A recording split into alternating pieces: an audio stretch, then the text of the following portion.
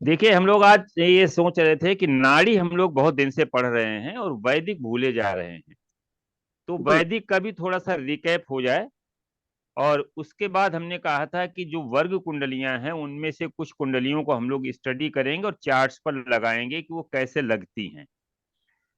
तो सबसे पहले वैदिक में हम लोग जो है सभी लोग जानते हैं कि जो वैदिक में लग्न है वो बड़ा महत्वपूर्ण है, क्योंकि लग्न ही भोगता है। नाड़ी में जो जुपिटर है जीव लग्न, वही अपनी वैदिक में लग्न है।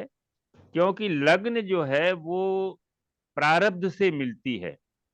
आप चाहे जितने उपाय कर लें, आजकल लोग क्या करते हैं कि अगर सिजेरियन होना होता है तो कहते हैं, डॉक्टर्स कहते हैं कि ये लग्न दे दो, तो वो भी एक जो है परमात्मा की एक व्यवस्था है कि जो जो लग्न पहले से निश्चित है ईश्वर की तरफ से, वही लग्न मिलेगी। प्रयास हम लोग अपना ये कर ले, अपने को कर्ता मान लेते हैं कि मैंने जो है सिजेरियन रुकवा करके ये लग्न ले लिया। तो लग्न तो जातक को ही मिलनी है, और वो पूर्व जन्म के कर्म के अनुसार उसको उस तरह के प्लेनेटरी जो है कम्बिनेशंस मिलेंगे। हम लोग ये कर देते हैं, कह देते हैं कि मैंने डॉक्टर से कह करके उस दिन सिजेरियन कराया तो उसको ये लग्न मिली। ये उसका प्रारब्ध था, हम लोग प्रारब्ध चेंज नहीं कर सकते। इसके बाद जो अगली महत्वपूर्ण बात है वो ये है कि लग्न की डिग्री से ही सारी वर्ग कुंडलियां निकली हैं। इसलिए लग्न की डिग्री महत्वपूर्ण हो जाती है। और डिग्री के साथ साथ डिग्री तभी महत्वपूर्ण सही होगी जब हमें टाइम जो है वर्थ का सही पता है। पिछले 15-20 साल पहले, अब तो चूंकि बहुत जागरूकता हो गई है तो बड़ा ध्यान रखा जाता है बर्थ टाइम नोट करने के लिए। पहले 15-20 साल पहले, 25 साल पहले जो रूरल साइड की कुंडलियां होती थी, उनमें जो है जो पुराने परंपरागत ज्योतिषी थे उनमें बीटीआर करते थे। वो सिम्टम्स से मिला करके कुंडली का वीटीआर करके तब जो है वो कुंडली देखते थे और बड़े सटीक भविष्यवाणी करते थे, आगे लिखते थे। कुछ कुंडलियां हमारे पास हमने देखी हैं जिनमें पुराने पंडितों ने लिखा है, बिल्कुल जीवन में घटनाएं उसी तरीके से घटती गई हैं। तो समय का बड़ा महत्व है। और समय कारण क्या है कि 2 घंटे की लग्न होती है, और 2 घंटे में पूरे विश्व में सैकड़ों नहीं लाखों की संख्या में बच्चे पैदा होते हैं। तो क्या सबकी लग्न तो एक ही जैसी होगी? सबके भाग्य एक जैसे नहीं होते हैं, जिसकी वजह से क्या होता है, बड़ा कंफ्यूजन हो जाता है कि एक ही लग्न की 2-3 कुंडलियां आई और दोनों जातक जो है वो अलग अलग उनका स्टेटस है, एजुकेशन के स्टेटस, फाइनेंशियल स्टेटस सब अलग अलग है, और लग्न एक ही है। तो इसमें क्या होता है, लग्न की डिग्री और कुछ जो फास्ट मूविंग प्लैनेट्स हैं इनकी डिग्री ये डिफर करती है। बाद बाकी जो लग्न है और भाव भावेश वही रहते हैं 2 घंटे की एक लग्न में। तो वर्ग कुंडलियों को इसीलिए पारसर जी ने लिखा कि वर्ग कुंडलियों से जातक विशेष के लिए, अब जो षष्ठ्यांश निकाला है उन्होंने 16 वर्ग किए हैं जिसमें षष्ठ्यांश है। षष्ठ्यांश जो है वो 30 मिनट का है, और 30 मिनट की लग्न जो है वो 2 मिनट में ही 30 कला, मिनट कहें या कला कहें, एक जो है एक अंश लग्न जो है वो 4 मिनट में आगे बढ़ती है। क्योंकि 30 अंश जो है वो 120 मिनट, यानी 2 घंटे में 30 अंश की एक लग्न जो है उदित हो जाती है। तो एक षष्ठ्यांश जो 30 कला का है वो 2 मिनट में ही बदल जाता है। तो अगर हमको षष्ठ्यांश तक देखना है तो जन्म समय 2 मिनट तक शुद्ध होना चाहिए। और इसके लिए वीटीआर करते हैं, और वीटीआर एक कठिन प्रक्रिया है। केपी में तो काफी, उसमें अगर केपी जो लोग जानते हैं, केपी में तो आराम से किया जा सकता है, क्योंकि लग्न का सबलाड जो है वो नाइन्थ के सबलाड से किसी न किसी तरीके से कनेक्ट होना चाहिए। और वैदिक में होता है कि जो ओपनिंग दशा है, यानी जो दशा बैलेंस है, उस दशा बैलेंस के दशा अंतरदशा प्रत्यंतर दशा में कहीं न कहीं नाइन्थ लॉर्ड जो है वो इन्वॉल्व होना चाहिए। तो इससे लग्न को हम मोटे मोटी तरीके से लग्न को तो हम निर्धारित कर सकते हैं कि लग्न क्या है। लेकिन लग्न 2 घंटे की होती है, इसलिए समय की बड़ी महत्वपूर्ण है। इसके बाद जो है कुंडली में जो युतियां हैं, वैदिक में हम लोग ध्यान नहीं देते हैं, लेकिन अगर वैदिक को कायदे से गहनता से पढ़ा जाए तो एक एक युति, जिसे कंजंक्शन कहते हैं, वो अपना अलग एक एक फल देती है। और अगर नाड़ी में हम लोग उसको पढ़ना चाहें तो बड़ा सरल हो जाता है। जैसे वैदिक में चंद्र मंगल योग, चंद्र मंगल योग योग तो धन योग है। अब वैदिक में इसे धन योग क्यों माना गया? कारण क्या है कि चंद्रमा धन का कारक वहां माना गया है, फोर्थ हाउस का। वैसे तो फोर्थ हाउस का स्वामी नेचुरल जोडियक में हुआ है, जो होम प्लेजर है और जितनी भी एसेट्स हैं, हमारे वाहन हैं, जितना सुख है, वो फोर्थ हाउस में है। तो नेचुरल जोडियक को ध्यान में रख करके इस चीज को कहा गया कि चंद्र मंगल योग जो है वैदिक में एक धन लक्ष्मी योग इसको कहते हैं। कारण क्या है? चंद्रमा फोर्थ हाउस का लॉर्ड है और मंगल लग्न का लॉर्ड है नेचुरल जोडियक में। मेष लग्न की कुंडली में मंगल लग्न का कारक है, चंद्रमा फोर्थ हाउस का कारक है। तो यानी लग्न जो है वो केंद्र भी है, त्रिकोण भी है। तो जब फोर्थ हाउस को हम केंद्र लेंगे तो लग्न को त्रिकोण मानेंगे, क्योंकि यहाँ पर मंगल की मूल त्रिकोण राशि पड़ी है। तो ये एक राजयोग बन गया, केंद्र त्रिकोण का जो बनता है पाराशर ने राजयोग। तो इसलिए इसको एक धन योग कहा गया, राजयोग माने धन योग। तो इसको हम लोग जो है वैदिक में केवल ये कहा गया है कि चंद्र मंगल योग एक धन योग है, लेकिन इसको अच्छा नहीं माना गया है। अच्छा इसलिए नहीं माना गया है कि जब हम नाड़ी में इसको देखेंगे कि मंगल के अंदर क्या हेस्टीनेस है, इष्टवर्ण है, झूठ बोलना है, पापाचार है। और चंद्रमा क्या है? जो मन है, वो मन विचलित हो जाता है। कारण क्या है? चंद्रमा और मंगल ये भले ही देव गुरु हैं, देव ग्रह हैं, लेकिन ये एक दूसरे की राशि में नीच के हो जाते हैं।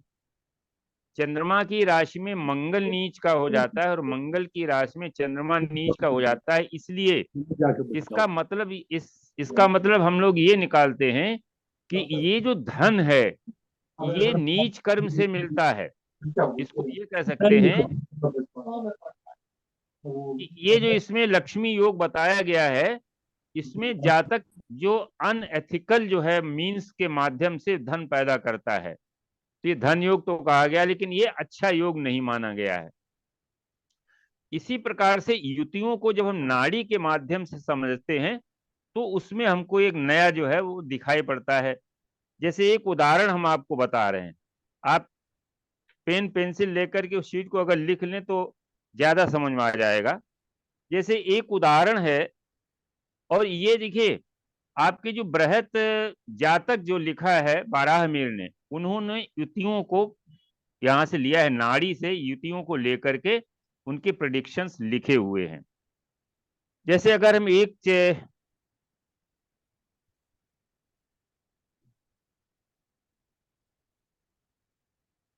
कुंडली में जैसे मान लीजिए लग्न को हम लोग डिस्कस कर रहे थे युति पर आगे, तो लग्न में क्या करते हैं कि लग्न को देखने के लिए पहले दो तीन तरीके हैं। पहले तो ये देखते हैं कि लग्न में कौन कौन से ग्रह बैठे हैं। अगर शुभ ग्रह बैठा है तो शुभता उसे देगा, पाप ग्रह बैठा है तो पाप प्रभाव देगा। अगर वहां पर लग्नेश स्वयं बैठा है तो लग्न काफी बली हो जाती है। अब वैदिक में हम लोगों ने अधियोग पढ़े हुए हैं और कर्तरी योग, ये दो योग ऐसे हैं जिन पर जो है लग्न की जो है प्रबलता या लग्न की शक्ति या लग्न की ताकत जो है निर्भर करती है। जैसे एक उदाहरण के रूप में हम देखते हैं, लग्न में किसी का सूर्य बैठा है, एक चार्ट में आप इसको बना के देख सकते हैं, ऐसे ही मैंने रफ काम के लिए समझ में आ जाएगा। लग्न में सूर्य बैठा है, द्वादश भाव में बैठा है उसका बुध, और सेकंड हाउस में बैठा हुआ है बृहस्पति। अब जैसे देख लीजिए, मान लीजिए सूर्य कारक है जातक के लिए, तो उसकी प्रेस्टीज का कारक है, नेम और फेम का कारक है, रिकॉग्निशन का कारक है, राज सत्ता का कारक है। तो इसकी पोजीशन अगर हम देखें तो द्वादश भाव में बुध है। यानी ये जो सूर्य है इसके बैकग्राउंड में बुध माने इंटेलिजेंस, तो ये सूर्य के अंदर इंटेलिजेंस देता है। और आगे वह बैठा बृहस्पति, तो ये जो सूर्य है ये दोनों मित्र ग्रहों से और शुभ ग्रहों से जो है ये घिरा हुआ है। आगे जैसे सूर्य बढ़ेगा प्रोग्रेशन में, जब हम लोग पढ़ते हैं नाड़ी में प्रोग्रेशन, आगे जब सूर्य बढ़ेगा तो बृहस्पति से मिलेगा। बृहस्पति क्या है? रिलीजियसनेस है। और इसके बाद जो है वो मंत्री है, राजा का मंत्री है। तो राजा और मंत्री जब एक साथ होते हैं तो राजा भी अच्छा फील करता है और मंत्री भी अच्छा फील करता है। बृहस्पति में सूर्य के गुण लेकर के आया है, और सूर्य में बृहस्पति के गुण जो है गुण आएंगे आगे चल करके। तो ये कर्तरी, वैदिक में शुभ कर्तरी और पाप कर्तरी, ये प्लेनेट की जो है ताकत को बता देते हैं।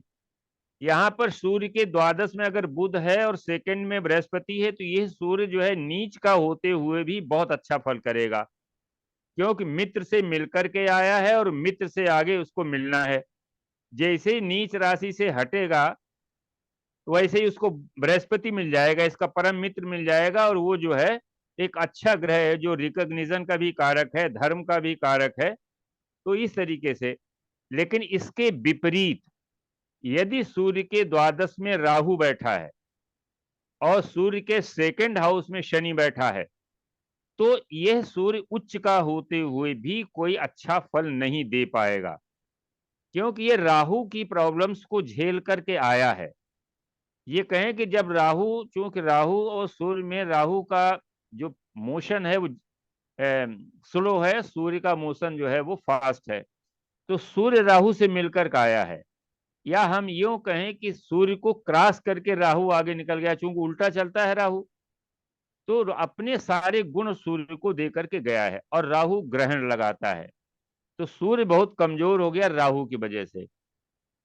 तो जो प्रॉब्लम जातक के जन्म के पहले पिता को थी, अब इसको अगर हम जीव मान लें, सूर्य को जीव मान लें, तो जीव जो है पिता है, सूर्य पिता का कारक है। और लग्न जो है वो जातक का जन्म है, और लग्न के पहले द्वादश भाव है वो जातक के जन्म के पहले का है। यानी सूर्य की स्थिति जातक के जन्म के पहले बहुत खराब थी, बड़ी प्रॉब्लम थी, क्योंकि वो ग्रहण योग में था। जब जन्म हुआ, और जैसे ही जन्म हुआ तो फादर को कोई समस्या जो है उसका निदान नहीं हुआ, आगे चल करके शनि मिल गया। जो शनि जो है वो परम शत्रु है, सूर्य को आगे बढ़ने नहीं देगा। तो ये हो गया पाप कर्तरी या शत्रु कर्तरी। यही चीज जब हमने अभी हमने सूर्य को लेकर के बताया, जब हम लग्न को लेकर के इसको अध्ययन करेंगे तो वहां पर भी यही बात आ गया कि लग्न को शुभ कर्तरी में या मित्र कर्तरी में है तो बहुत ही पावर मिल जाती है। फिर लग्न की पावर को देखने के लिए हम अधियोग भी देखते हैं। अधियोग में क्या क्या आता है कि 6, 7 और 8 में, 6, 7 और 8 भावों में शुभ ग्रह बैठे हों। मान लिया छठे में बैठा हुआ है बुध, सप्तम में शुक्र बैठ गया और अष्टम में बृहस्पति बैठ गया। तो अब ये क्या करेंगे, प्रत्येक ग्रह अपने से सप्तम हाउस को देखता है। तो छठे में बैठा हुआ बुध द्वादश भाव पर अपना एक शुभ प्रभाव फेंक डालेगा, और सप्तम में बैठा हुआ शुक्र जो है वो लग्न को एक शुभ प्रभाव देगा।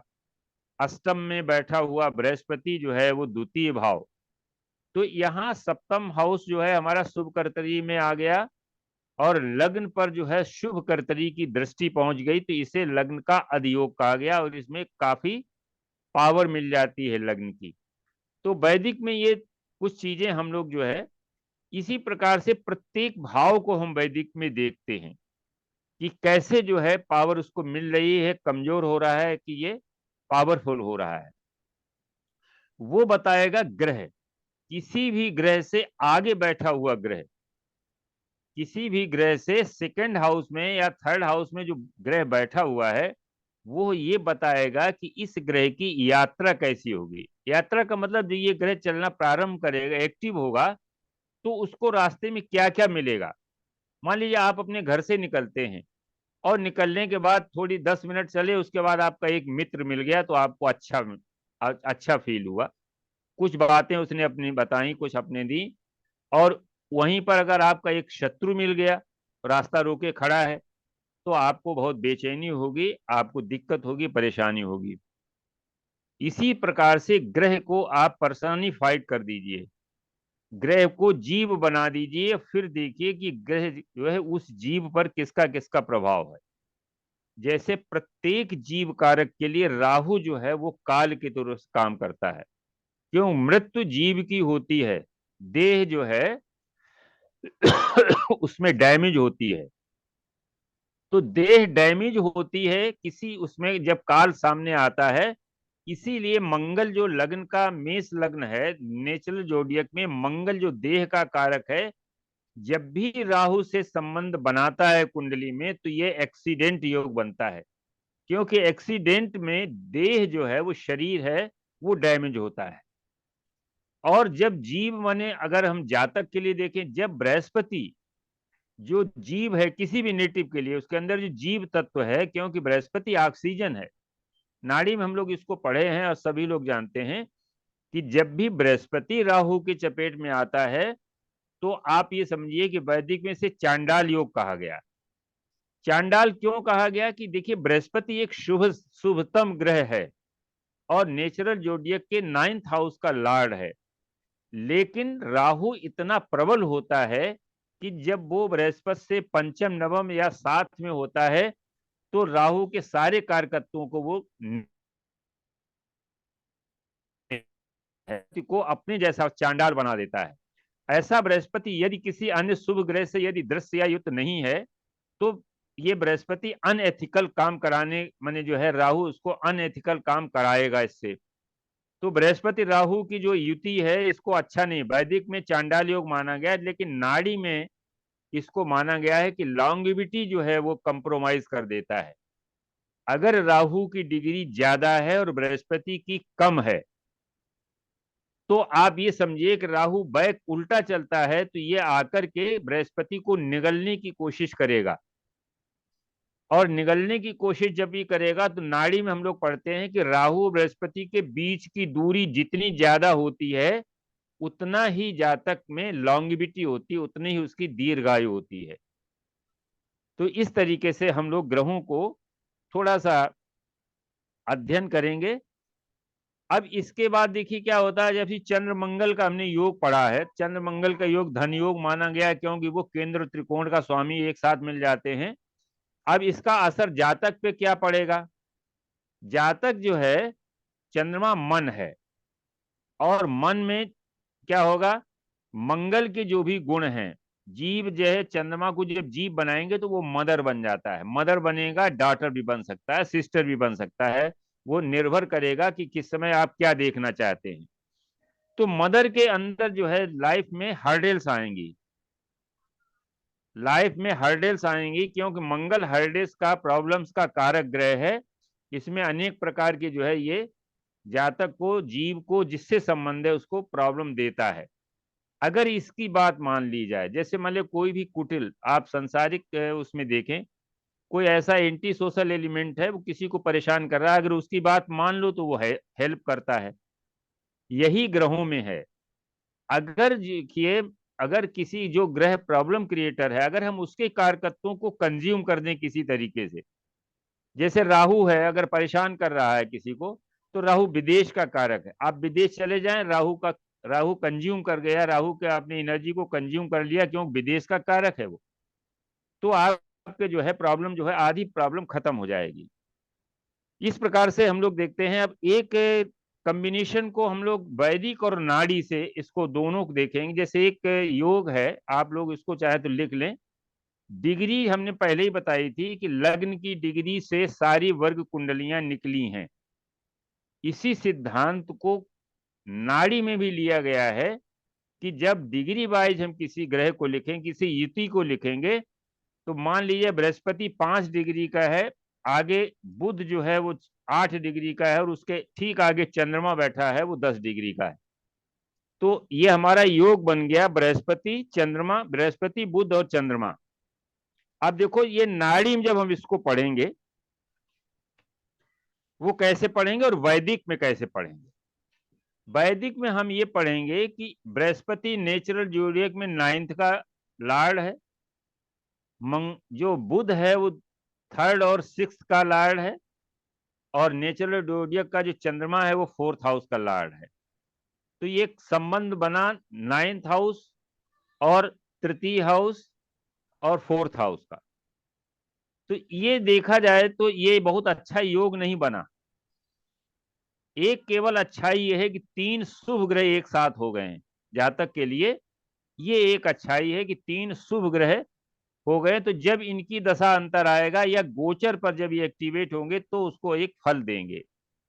नाड़ी में हम इसको कैसे पढ़ेंगे, इसको जरा समझिए कि डिग्री का महत्व जो है कैसे समझ में आता है।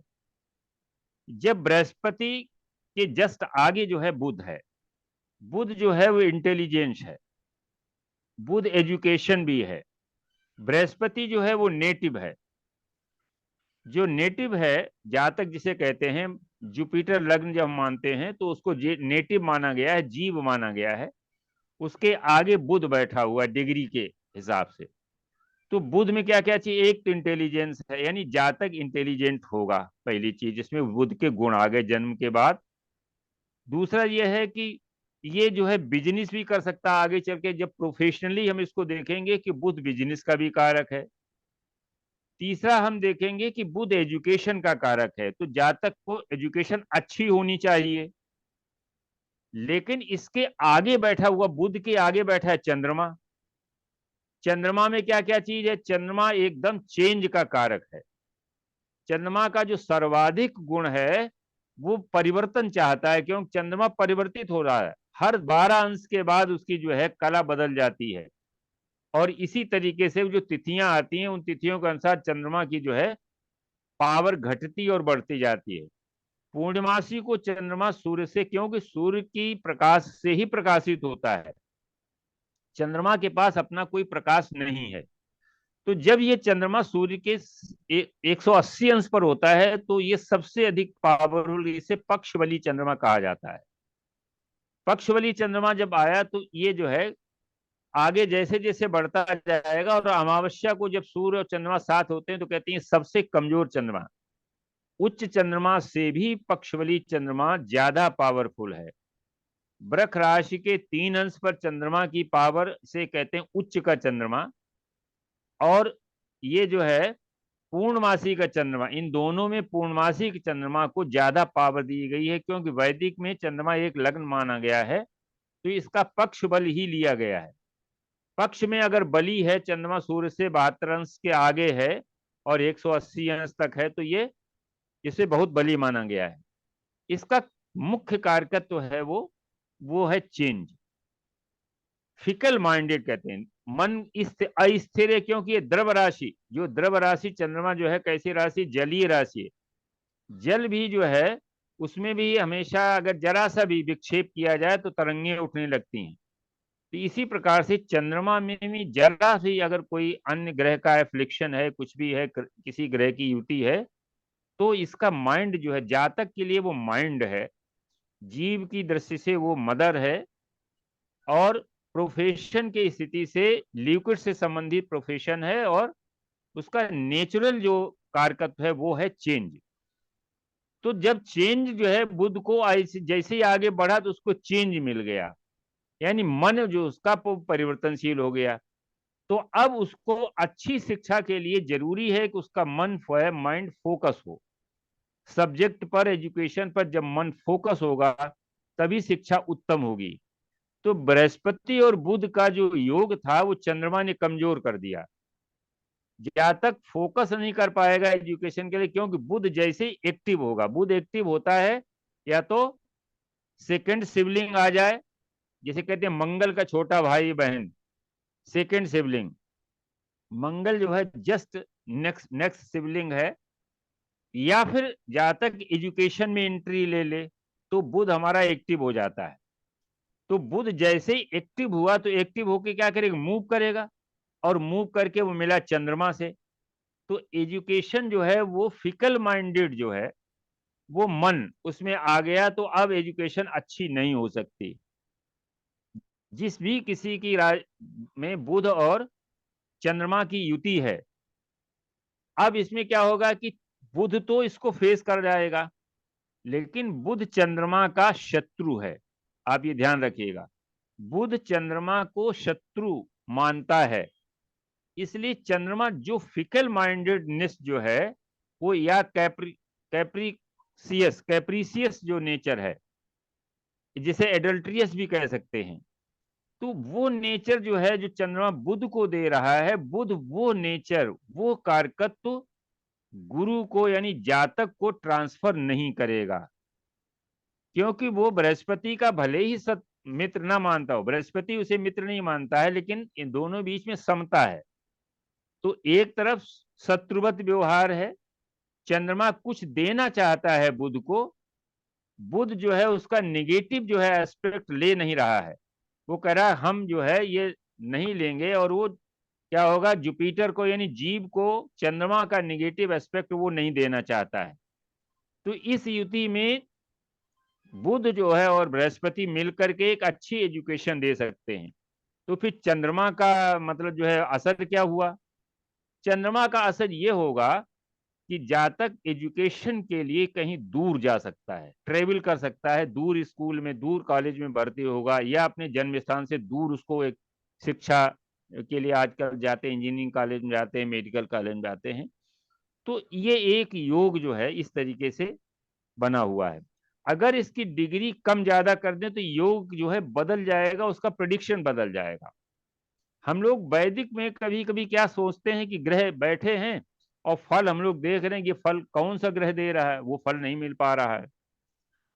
अगर इसको उल्टा कर दें, बृहस्पति प्लस चंद्रमा प्लस बुध कर दें, तो अब ये उल्टा हो गया, क्योंकि चंद्रमा जो है जो उसने दिया था बुध, उसे इंटेलिजेंस मिल गई और वो उसने जो है फॉरवर्ड कर दिया जुपिटर को।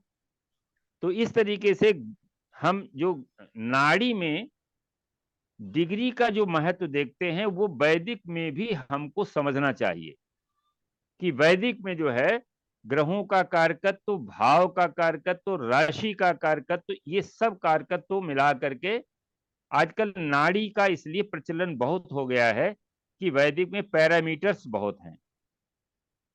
तो इसके बाद हम देखते हैं कि चंद्रमा का जो डिग्री है ये बड़ा महत्वपूर्ण है, ये भी बड़े भाग्य से मिलती है। कोई व्यक्ति कहे कि नहीं हमने सिजेरियन जो है ऑपरेशन से डिलीवरी करा करके मैंने ये कर दिया, वो संभव नहीं है, क्योंकि वो परमात्मा को यही इस जातक को देना था उसी समय, तो ऐसे वो निमित्त बन जाता है। मान लीजिए डॉक्टर जो है नहीं, नॉर्मल डिलीवरी हो जाती है और सिजेरियन डिलीवरी होती है, तो वो सिजेरियन डिलीवरी वो भी पहले से प्री डेस्टाइंड है, और उसमें निमित्त बनता है गार्जियन कि मैंने ऐसा करके ये लग्न दिला दी। लग्न जो है वो व्यक्ति के पूर्व जन्म के कर्मों के अनुसार लग्न मिलती है, कहाँ पर उसे जन्म लेना है, कौन से माता पिता उसको मिलेंगे, कौन से भाई मिलेंगे, ये सब प्री डेस्टाइंड है। और इसको हम लोग ज्योतिष के माध्यम से देख सकते हैं, ग्रहों की स्थिति और योगों के माध्यम से। तो ये जो है अभी हम लोग पढ़े हैं, एक सूत्र हम आपको देना चाहते हैं, आप लोग चेक करके कुंडली लगा के देखिए। नाड़ी में है कि जीवन में प्रॉस्पेरिटी जो है आती है, जातक के जीवन में प्रॉस्पेरिटी आती है, तो वो प्रॉस्पेरिटी कब आती, एक आइडिया बता सकते हैं। तो इसमें एक सूत्र है नाड़ी में, वो अपने अपने कुंडली में आप लोग लगा के देखिए और देखिए उसमें 90-95% वो लगता है। बृहस्पति जो है वो जीव है, ये भोक्ता है। शनि जो है वो कर्म है, शनि कर्म का कारक है, बृहस्पति जो जीव का कारक है। जब ये आगे पीछे होते, इनकी कुंडली में जो स्थिति है एक दूसरे के प्रति, वो स्थिति बताती है कि इस जातक के जीवन में प्रॉस्पेरिटी कब आएगी। और प्रॉस्पेरिटी को आप केवल धन न समझिए कि केवल रुपया, प्रॉस्पेरिटी में आप मकान खरीद सकते हैं, उस साल उस समय कोई अच्छा वाहन खरीद सकते हैं, विवाह हो सकता है, नौकरी लग सकती है, या अन्य कोई जो है आपको लाभ हो सकता है। ज्वाइंट फैमिली में है तो किसी के माध्यम से लाभ हो सकता है, जैसे मान लीजिए आपकी उम्र अभी ज्यादा नहीं है और एक अच्छे वाहन का योग होगा, तो फादर एक अच्छी गाड़ी खरीद लेंगे, उसमें बैठने का उसको जो है वो लाभ प्राप्त होगा। तो इसको जरा आप लोग लगा के देखिए कि जैसे अगर जुपिटर शनि के साथ बैठा है, जुपिटर शनि के साथ बैठा है, जुपिटर को देखेंगे शनि के सापेक्ष, तो 41-42वें वर्ष में जातक को कोई न कोई बड़ा जो है प्रॉस्पेरिटी का अवसर मिला है। अगर किसी का हो अपने ग्रुप में तो वो बताएं याद करके, अगर वो बृहस्पति और शनि एक साथ बैठे हैं तो। अगर बृहस्पति जो है सेकेंड हाउस में है, शनि से द्वितीय भाव में है, तो 40वें वर्ष जो है उसको एक ऐसा चांस मिलता है कि वो प्रॉस्पेरिटी के लिए बड़ा मकान, बड़ा वाहन, सर्विस में एक बड़ा प्रमोशन, ये चीज उसको मिल सकती है। तो किसी के में बैठा हो तो बताएं। राय साहब, आपका बृहस्पति 12th में है ना शनि से? आप अनम्यूट हो जाओ, म्यूट अनम्यूट। सर यदि सप्तम हो मेरा तो? भी है, मेरा भी है हाँ सर जी, 12th में, मेरा भी बृहस्पति 12th में है। से 11वें है। तो 11वें जब होता है हाँ,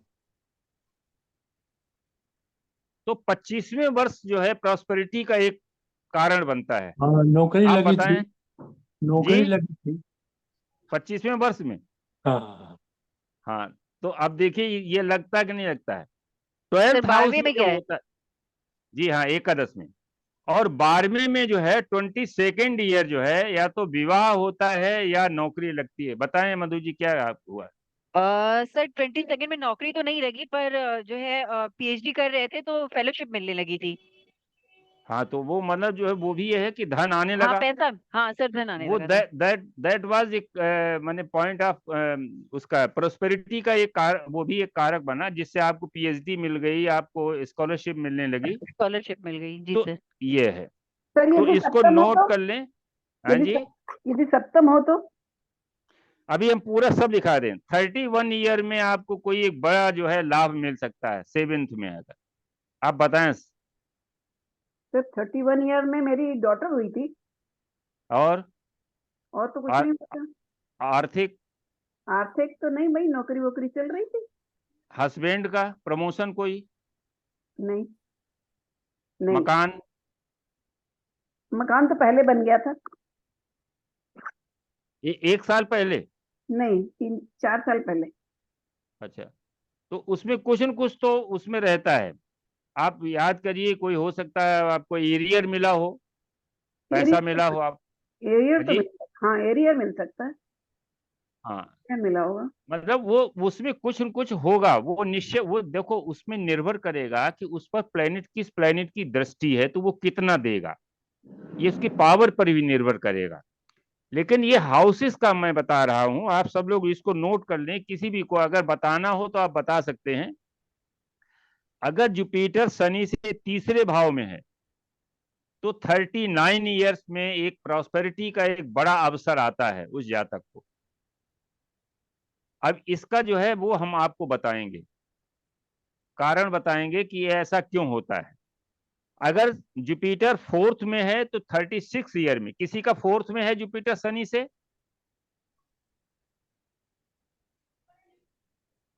अपने ग्रुप में 1 2 3 4 हाउस तक किसी का जुपिटर है?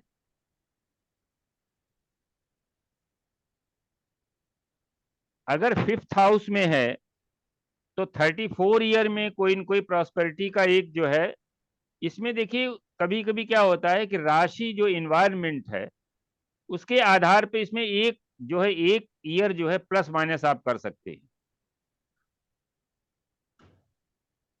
और दोनों अगर अच्छी पोजीशन में है तो वो उसी ईयर में जो है आपको बताएं।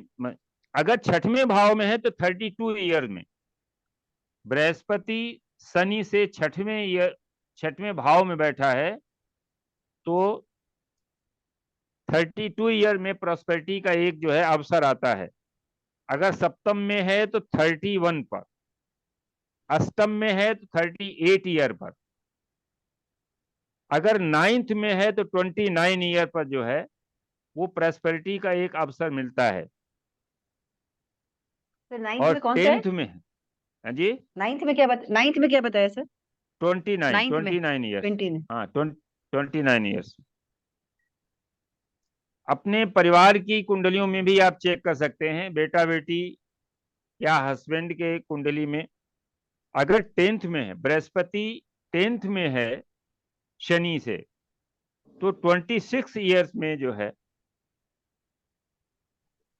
एक प्रॉस्पेरिटी का एक चांस मिलता है। अगर 11th में है तो 25 ईयर में, 12th में है तो 22 ईयर में जो है ये मिलता है। तो अपने यहाँ ग्रुप में इसको बताओ भाई, सब लोग कुछ न कुछ अपना फीडबैक दो, किसी का लग रहा है कि नहीं लग रहा है ये? जी सर जी, मेरा लगा सर जी, मेरा लगा? जुपिटर 10th में है, तो जी। मतलब 25+ ईयर में मेरी विवाह हुआ था, और अरे मतलब यार, हम ये तो इधर आ गए थे और सब अच्छा रहा। बहुत अच्छा रहा। तो देखिए ये लग रहा है। जी हाँ। संदीप जी आप बताएं।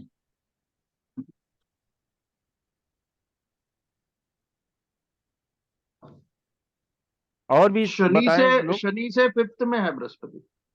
शनि से 5th में बृहस्पति है, तो 34 ईयर में क्या हुआ था? आपने मकान खरीदा था क्या? नहीं, यहाँ फ्रांस में सेटलमेंट शुरू हो गया था। बकरी तो नहीं है? क्या शनि कौन वक्रे? कोई एक एक्सचेंज में तो नहीं है कोई प्लेनेट? देखिए एक्सचेंज में अगर शनि या गुरु में से कोई एक्सचेंज में है तो 2 बार चांस मिलता है। शनि ऐसा है, चंद्रमा और बृहस्पति एक्सचेंज में है ना, बृहस्पति लग्न में है और चंद्रमा भाग्य स्थान में है शनि के साथ। हाँ, तो वो है, शनि के साथ चंद्रमा है तो वो दूर स्थान में जो है भाग्योदय तो दे रहा है। वो तो वैदिक का भी है, नाड़ी का भी है, कोई दिक्कत नहीं है। अच्छा तो इसमें शनि सर अगर बकरी है और गुरु से जी मिल रहा है, वैसे तो 12वें है, तो जी 21वां वाला तो लागू हुआ। 21 में मेरा जो है नौकरी भी आई और शादी भी हुई, और हाँ, और लेकिन उसके बाद वक्री है और बकरी है वक्री मिलके गुरु से मिल रहा। तो इसका मतलब जो है गुरु से जब मिल रहा है बकरी होकर के, तो 41 ईयर्स की एज में क्या हुआ आपको? 41 ईयर की एज में या तो आपने मकान खरीदा है या कोई बड़ा प्रमोशन हुआ होगा। हाँ, प्रमोशन हुआ था, और मकान का भी हुआ था, कई चीजें हुई थी, कई चीजें आई थी हाँ, साथ में। तो देखिए इसमें क्या हुआ, जब बृहस्पति से मिल रहा है ना, तो वो हम हम्म उसको युति में मानेंगे। हम्म। जुपिटर शनि की युति होती तो 41 42 में जो है कुछ न कुछ जो है प्रोस्पेरिटी का एक चांस आता है। जी जी। तो ये एक लगता है ये सूत्र हैं नाड़ी के, जो ऋषियों ने जगह जगह इधर उधर पड़े हुए हैं। और इसको बृहद जातक में भी बारामीर ने जो है वो उसमें कुछ युतियों के फल लिखे हुए हैं। इसका बेस क्या है सर, कैसे मतलब ये जो अब इसका बेस जो है इसका हाँ बेस ये है, एक चार्ट डालो जरा। सुप्रिया जी हैं, इसको चार्ट डाल के बताते हैं। जी जी। सुप्रिया जी अपना चार्ट डालें। मिश्रा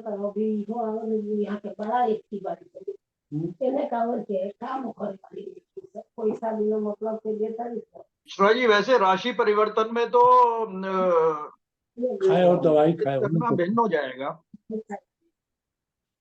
नहीं, राशि परिवर्तन में जैसे शनि शनि एक्सचेंज में है क्या? नहीं, चंद्रमा और बृहस्पति का एक्सचेंज है तो साथ में तो आ गया ना, शनि। जी जी जी जी। तो 41 में हो गया ना। कोई काम वाली नहीं आई ना। हाँ, तो बर्तन वाली आई 41 में एक प्रॉपर्टी भी खरीदी थी। हाँ, तो 40 थोड़ा सा म्यूट कर दो, राय साहब थोड़ा सा म्यूट कर लो। अच्छा अच्छा। हाँ, देखो देखिए जब परिवर्तन होकर के बृहस्पति, संदीप जी जब परिवर्तन करके चंद्रमा से बृहस्पति शनि के साथ में आ गया तो वो युति में आ गया। और युति में हमने बताया कि 41 42 ईयर्स में कोई न कोई प्रॉस्पेरिटी का कोई न कोई एक जो है वो आपको लाभ उसको दिलाता है। तो 41 में प्रॉपर्टी हो सकता है खरीदी हो, या 41 में और भी कुछ वाहन लिया हो, जो भी। वाहन भी लिया था, प्रॉपर्टी भी ली थी। हाँ, कई तो सारी ये चीजें। जो है ये लगता है। अब देखिए ये चार्ट है किसी का, जिसका भी हो, सुप्रिया जी का चार्ट है। देखिए इनका शनि वक्री है, शनि वक्री होकर के, और जुपिटर से जो है, उस समय जुपिटर क्या है, अभी तो जुपिटर 10th में है, तो एक तो फल जो है वो 10th में मिला इनको, और वो 10th में का फल ये मिला कि 26 ईयर में जो है इनका कुछ क्या हुआ था, 26 शादी हुई थी। जी सर जी, विवाह हुआ था मेरा। हाँ जी ठीक। दूसरा शनि जब बकरी होकर के आया तो 11th में आ गया। जी। 11th में जो है, तो ये 25 ईयर भी, 25 ईयर में भी कुछ हुआ होगा, सर्विस लगी थी, क्या हुआ? 25 में, एक्चुअली 25 से थोड़ा आगे बढ़े थे तो विवाह हो गया था, और हाँ 26 में तो, अगर 26 से थोड़ा आगे करेंगे तो बेटे हो गए थे, बेटा हो गया था। हाँ हाँ, तो वो मतलब ये दोनों बकरी का भी फल मिल रहा है। जी जी। मेरा जुपिटर बकरी है, तो दोनों के फल हमको मिल रहे थे। अच्छा जुपिटर अच्छा। बकरी था, तो जी वो जी। मिश्रा डिस्टेंस जी, कम शनि तो ज्यादा हो रहे, मेरा भी वक्री है। शनि तो तो मेरा भी वक्री। दो बार चांस मिला होगा ना। जी जी, अच्छा अच्छा। तब जब 2 बार चांस मिला है, जिसका मतलब आपको 38 ईयर में भी, माने ये 34 से लेकर के 41 तक लगातार आपको प्रगति होती रही। जी हाँ जी हाँ जी हाँ। तो अब इसका देखो, इसका बेसिक फंडामेंटल ये समझिए कि बृहस्पति जो है वो जीव है, जी और शनि जो है वो कर्म है। कर्म जो है नेचुरल जोडियक में बृहस्पति 9 का स्वामी है, जिसे हम कहते हैं भाग्य, और शनि 10 और 11, 10 का कारक है तो इसे कर्म कहते हैं, और 11 का स्वामी है तो लाभ कहते हैं। तो ये 3 भाग्य हैं, 3 भाव जुड़ जाते हैं। ये 9 जुड़ता है, 10 जुड़ता है, और 11 जुड़ता है, जी और 12 को भी अगर जोड़ लें, शनि बृहस्पति जो है, ये देखिए 9 10 11 12 जो 4 भाव हैं, ये 4 भाव केवल शनि और बृहस्पति से जो है वो कंट्रोल्ड है। ठीक। जी शनि कर्म है, कर्म को भाग्य और जो है, और 12th हाउस इसको वो घेरे हुए है। इसको फिलोसफिकली जब हम देखेंगे तो कर्म जो है अगर भाग्य से कंट्रोल्ड है, तो 12th हाउस हमारा अच्छा जाएगा। 12th हाउस के जो भी एक्सपेंसेस हैं, या जो मैंने लास्ट है, अब यहां पर ये होता है कि जब ये दोनों मिलते हैं, कर्म और भाग्य जब मिलते हैं, तो कहते हैं कि जीव के जीवन में उच्चता आती है। कभी कभी क्या होता है कि जातक कर्म बहुत करता है, उसका सारा सिस्टम सही है, लेकिन भाग्य जब साथ नहीं देता है तो रिजल्ट नहीं मिलते। अच्छे रिजल्ट के लिए भाग्य और कर्म दोनों, कभी कभी भाग्य बहुत अच्छा होता है और व्यक्ति कर्म नहीं करता तो भी रिजल्ट नहीं मिलते। शनि, इसीलिए शनि को बताया गया कर्म का कारक शनि। शनि कहता है कि अगर कर्म करोगे तो भाग्य भी उदय होगा और आपको धन भी मिलेगा। शुक्र और शनि की युति को कहते हैं कि ये बड़ा धन योग है। धन योग इसलिए कहा गया है कि अगर व्यक्ति कर्म करता है, शनि एक्टिवेट करता है, तो फाइनेंस शुक्र आता है। अगर वो इस युति में, शुक्र और शनि की युति में वो शनि को एक्टिवेट कर लेता है, तो वीनस ऑटोमेटिक जो है एक्टिवेट हो जाता है। यानी वीनस फाइनेंस है। आपकी जीवन की जितनी भी सुख सुविधाएं हैं वो शुक्र के पास हैं। शर्त यही है कि इस योग में शनि को एक्टिवेट करना है, जातक को कर्म करना है।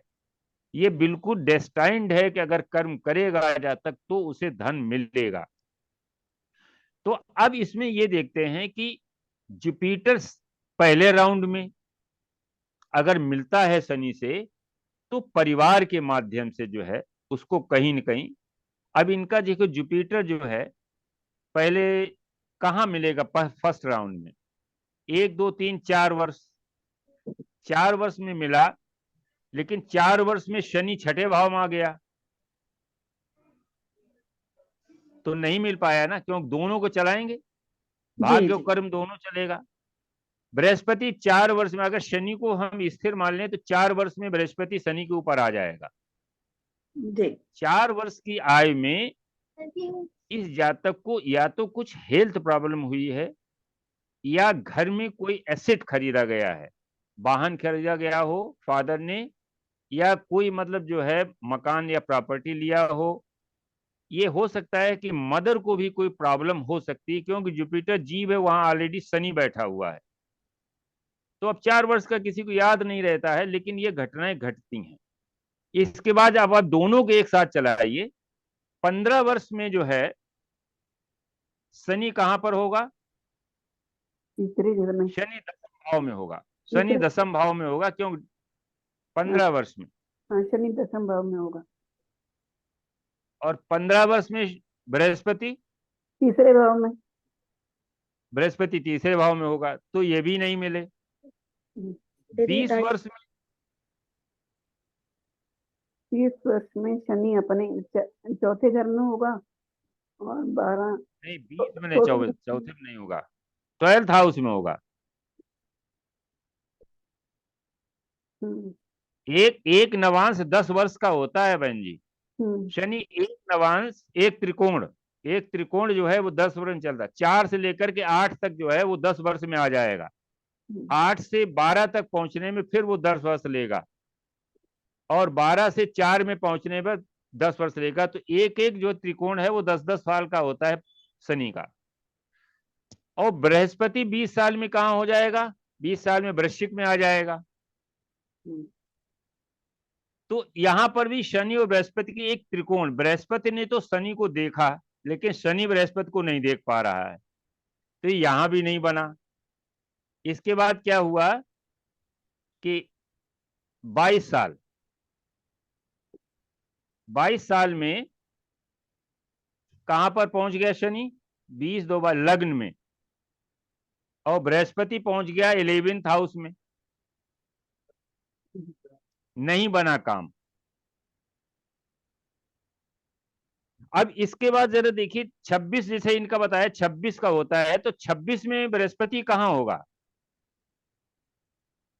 24 में इधर होगा। सेकंड हाउस में। सेकंड हाउस में। बृहस्पति 26 में नहीं, 26 में जहां था वहीं से गिनो, तो 3rd हाउस में आएगा। तो बृहस्पति तो लग्न में है। तो लग्न से 24 पूरा हो गया यहाँ पर। जी 24, 25, 26। 26 में शनि कहाँ होगा? 26 में शनि दूसरे भाव में। 2.5 पीछे 5 से कम देख कर लीजिए। दो। अरे दूसरे भाव में सेकेंड होगा। हाउस में 30 से 25 दूसरे में होगा। 25 नहीं, 25 से 25 तक जो है वहां रहेगा ना सेकेंड हाउस में। जी जी सेकंड हाउस में। ठीक है ना? जी 26 गुरु में भी कहाँ यहीं होगा पे, शनि? शनि 26 में कहाँ होगा? यहीं पे सेकंड हाउस में ही आ रहे हैं। क्यों? 25 के बाद जो है 25 के बाद जो है 2 घर बने ना, 3 और 4, 5 साल ये हो गए। 25 में 26 में आ गया ना मिथुन में।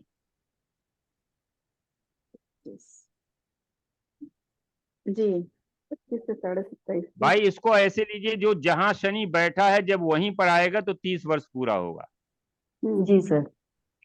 तो 30 वर्ष यहाँ 4 के, तो 2.5 माने 2 हाउस कम कर दीजिए, तो कितना हो गया? 25 जो है वहां पर हो गया सेकंड हाउस में। जी 26 में आगे बढ़ेगा, शनि भी वहीं आएगा और बृहस्पति भी वहीं आएगा। तो 26वें वर्ष में शनि और बृहस्पति एक साथ मिलेंगे। जी ठीक है ना? अब देखिए यहां पर इनका, देखिए 26वें वर्ष में शनि बृहस्पति एक साथ मिले, और दोनों ने, वैदिक में कहते हैं कि अगर दोनों शनि बृहस्पति एक साथ जिस प्लेनेट को एक्टिवेट करते हैं उसका लाभ मिलता। मंगल जो है फीमेल कुंडली में पति का कारक है। तो यहाँ पर बृहस्पति भी और शनि दोनों आ गए, तो इनका पति भी, यहाँ इनका माने इस वर्ष में पति मिल गया इनको। जी तो ये है कि इसको गोचर से आप चलाइए, जी गोचर से चलाइए। जब जिस वर्ष दोनों एक साथ होंगे जी उस वर्ष जो है ये।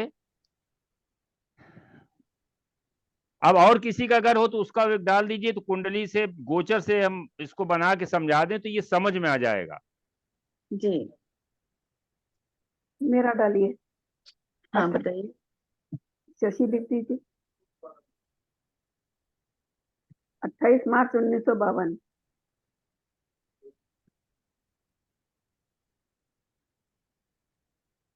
दोपहर के 3:30 बजे, 15:30।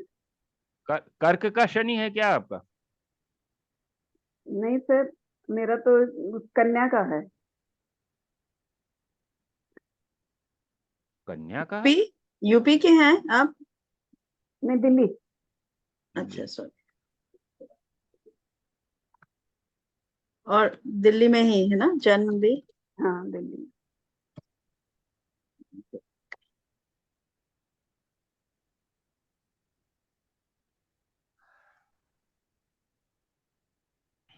ये देखो कुंडली है, इसमें भी शनि वक्री है। हाँ जी। तो अब देखिए सप्तम में है, जी। सप्तम में है और शनि कितने अंश पर? 18 अंश पर वक्री है। तो अब बताइए, इसको करिए। बृहस्पति जो है ये मान के चलिए 12 वर्ष में तो मिलेगा नहीं। जी। 12 वर्ष में देखिए 22 वर्ष के पहले, माने इस चार्ट में ये बृहस्पति, इसको बढ़ाइए, 12 वर्ष में शनि कहाँ आ जाएगा? 12 सिक्स हाउस में। हाँ 12 वर्ष में शनि 6th हाउस में आएगा, बृहस्पति वहीं जहां है वहीं आ जाएगा। फिर इसके बाद देखिए 24 वर्ष में, 24 वर्ष में बृहस्पति जो है 10 10 20 ये 12th हाउस में आएगा। 12,500। ठीक है ना? इसके बाद आप देखिए कि 30 ईयर में बृहस्पति 30 ईयर में शनि कहाँ है? वहीं कन्या में रहेगा। हाँ, 30 साल में गुरु भी वहीं आ जाएगा, कन्या में आ जाएगा। तो गुरु कन्या में जब आ जाएगा 30 साल में, 24 और 36 तो 30 प्लस। अब देखो इसमें जो है एक बृहस्पति की डिग्री 29 है। जी। 29 डिग्री 15 मिनट है और शनि की जो है 18 है। तो ये डिग्री का डिफरेंस हमने पहले ही बताया था, डिग्री और भाव के आधार पर 1 वर्ष का आप प्लस माइनस कर सकते हैं। जी। तो यहाँ पर जो है 30 प्लस में शनि और बृहस्पति एक साथ होंगे। तो उस समय कोई न कोई जो है, अब देखिए कहां पर मिले, आप ये बताइए। तो 29 28। ये सेकंड हाउस में मिले हैं। सेकंड हाउस जो है वो फैमिली का हाउस है और फाइनेंस का हाउस है। Prosperity in family or finance. ठीक है ना? तो ये 2 6 10 जो है ये एक त्रिकोण होता है। जैसे सुप्रिया जी का आया था 3 7 11, 3rd हाउस में ही मिले थे। तो 3 7 11 ये काम त्रिकोण है, विवाह या पार्टनरशिप को इंगित करते हैं।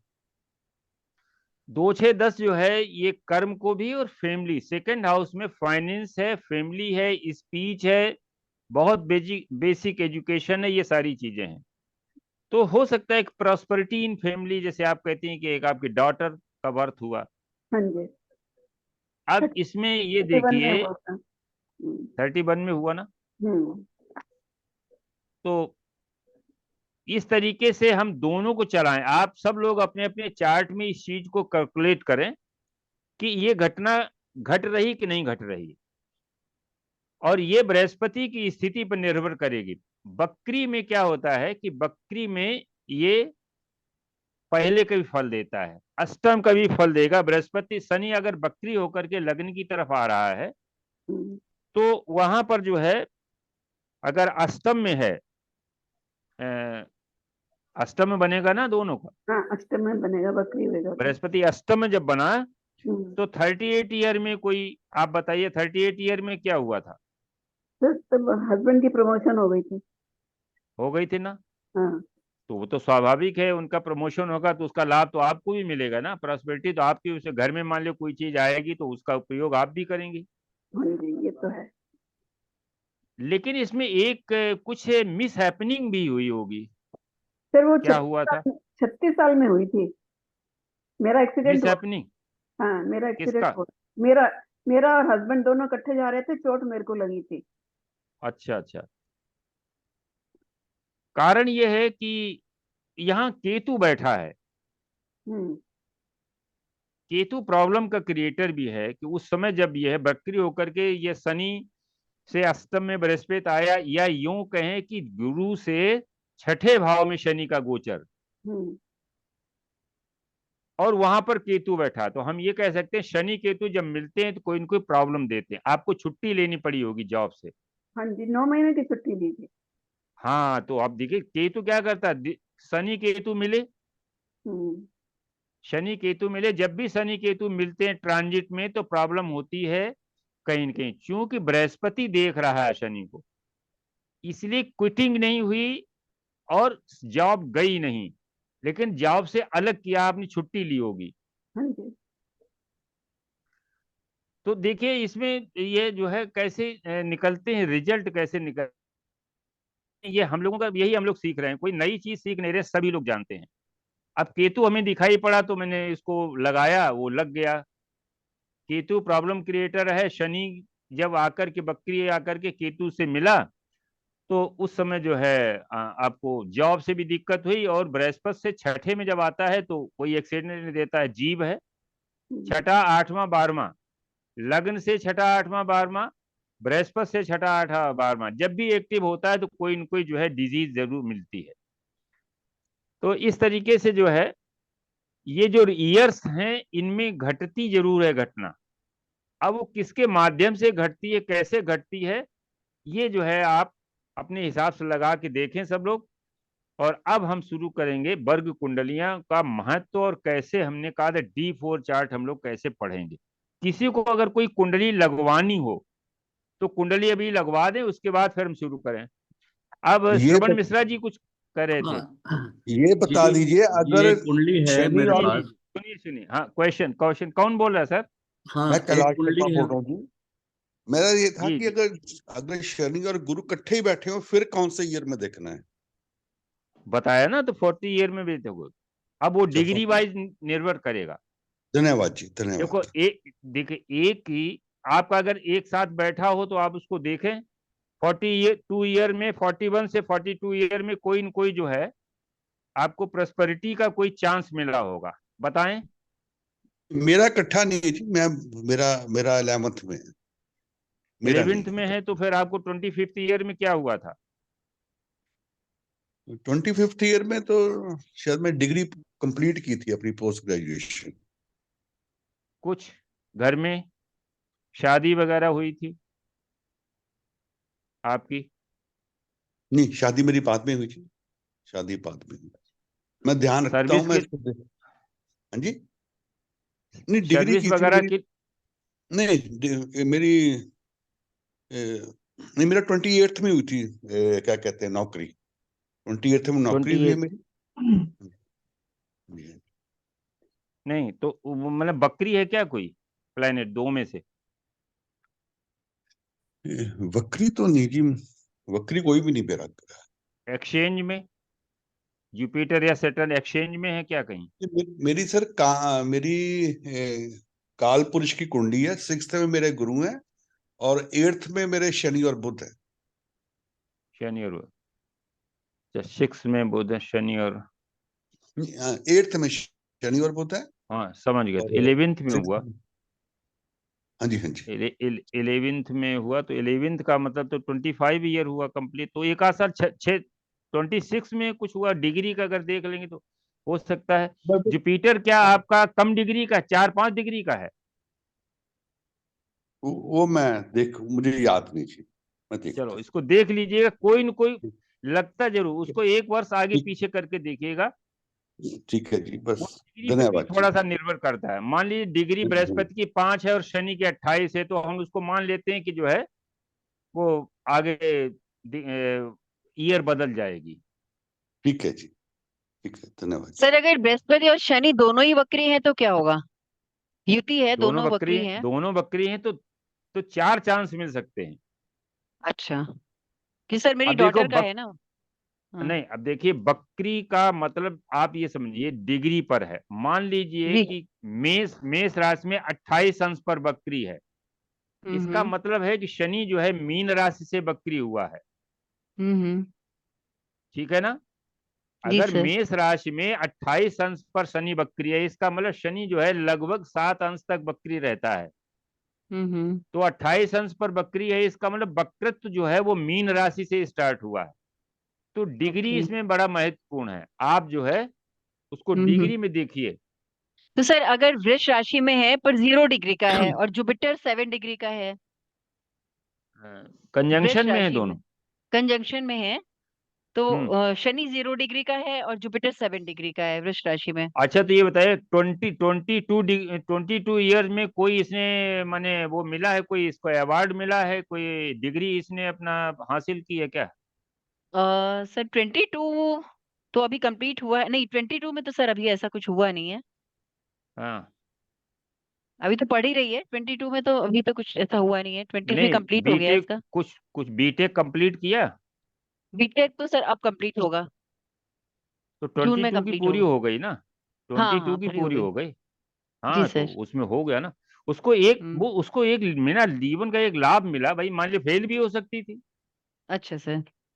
तो सर डिले भी हो इसमें दो सकता था। बार सर इसमें मतलब इसमें 2 बार चांस मिलेगा या इसमें दोनों वक्री हैं तो एक ही बार चांस मिलेगा, मतलब क्या वक्री का आप नहीं, बता रहे थे इसमें ना। वैसे वैसे तो देखो, ये बकरी का ज्यादा इसमें नहीं, डिग्री माने 0 अंश पे जो है वो तो पीछे ऑटोमेटिक पीछे वाले भाव में चला गया। जी सर। 0 डिग्री पे बकरी है, इसका मतलब पिछले भाव में बकरी हुआ है। जी सर। तो माने जो है वो 11th में आ गए, 12th में आ गए। हाँ सर। समझ गए ना? तो सर वो 12वें भाव तो हो गया ना, फिर तो वो 12वें भाव हाँ, वाला फल मिलेगा। जी सर। 12वें भाव वाला मिलेगा, लेकिन वो डिग्री पर भी निर्भर करेगा।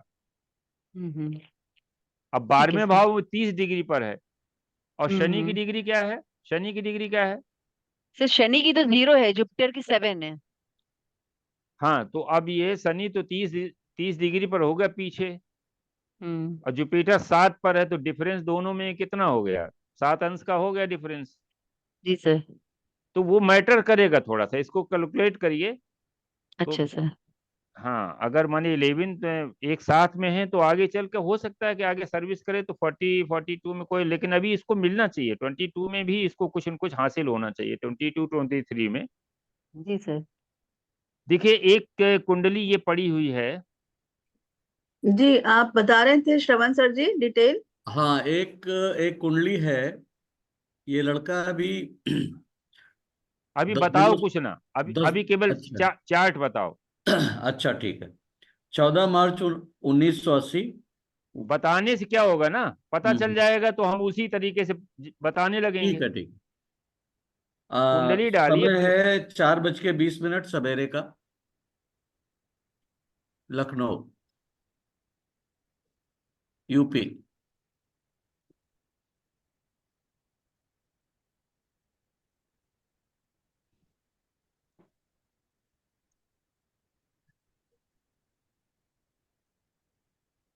एलयूसी के लखनऊ एलयूसी के एलयूसी के। LUC के।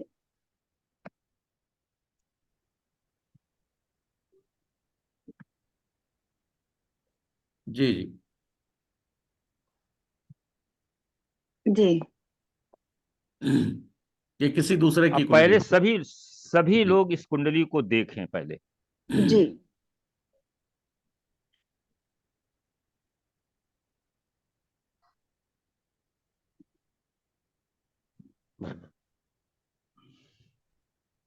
देखिए, 2 3 बातें हैं इसमें कुंडली में। लग्नेश जो शनि है नवम भाव में है, बकरी होकर के वो चूंकि 0 डिग्री का है, तो इसका मतलब अष्टम में उसका इम्पेक्ट आ रहा है। ठीक है ना? जी अब इसमें देखिए, एक चीज हम आपको बता दें, शनि जब अष्टम में आएगा तो यहाँ पर एक जो है वो सूत्र लग जाता है। शनि मंगल और राहु का एक साथ जो है, शनि मंगल राहु का एक साथ जो यहाँ पर इम्पेक्ट आ रहा अष्टम भाव में। जी। ये हमने बताया था आपको, लाइफ में अगर ये कहीं बन रहा है तो लाइफ में एक बार इस जातक की जो है वो हेल्थ इश्यू इतना गहरा होगा, इसको इतना खराब होगा कि लोग ये भी सोचने लगे कि ये कहीं मर ना जाए। ये स्थिति बन सकती है एक बार। अष्टम हाउस में शनि मंगल राहु की युति है और इस समय बृहस्पति जो है 1 नंबर की राशि से इसको एक्टिवेट कर रहा है। तो 1 वर्ष से इस जातक की जो है हेल्थ बहुत ही खराब हो सकती है। मिश्रा जी बताएं। सर ये बिल्कुल सही कह रहे हैं। इसकी कई बार ऐसी बात आई है। एक्चुअली हुआ क्या कि ये बहुत ही यूनिक केस है। 5 साल, 4 या 5 साल का था तब से शुगर हुई इस बच्चे को। जी और नहीं, इसको अभी आप और कुछ न बताओ, केवल ये अच्छा, अभी बताओ। अभी अभी इसको जो है बहुत मतलब 10 दिनों से कोमा में है। बहुत ही जबरदस्त तरीके से इसकी हालत खराब है। अब मतलब देखिए, बात यही हो ये रही जो है है कि सरवाइव करेगा योग कि नहीं। कैसे काम कर रहा है योग, आप समझिए इसमें। जी ये सर जो जी। मैंने पहले बताया था, शनि मंगल राहु की युति है। क्योंकि शनि बकरी होकर के अष्टम की तरफ ही आ रहा है, हम इसको चलित में अगर वैदिक देखेंगे तो चलित में या अष्टम में ही कुंडली में आया होगा। और वहां पर शनि मंगल राहु के साथ में गुरु, यानी क्या है, गुरु जीव है, वहां जीव फंसा हुआ है। हम्म, तो ये बहुत माने जो है बहुत परेशानी वाला केस है। कारण क्या है, ये एक्टिवेट हुआ है कि जब बृहस्पति मेष में है तब से है। और बृहस्पति इस समय आया हुआ है, आप यूं मान के चल करके कि 26-27 डिग्री पर आया है। इस समय 26-27 डिग्री पर होगा बृहस्पति। तो ये बहुत, देखिए 30 डिग्री का जब बृहस्पति होगा, जैसे ये बृहस्पति छोड़ रहा होगा मेष राशि, उस समय और ही इसकी पोजीशन खराब हो सकती है। क्योंकि शनि अगर हम 30 को मान के 30 डिग्री पर एंट्री करेगा 5 नंबर पर, तो अभी जो है बृहस्पति उसको एक्टिवेट कर रहा है। केतु इस समय 6 नंबर पर है।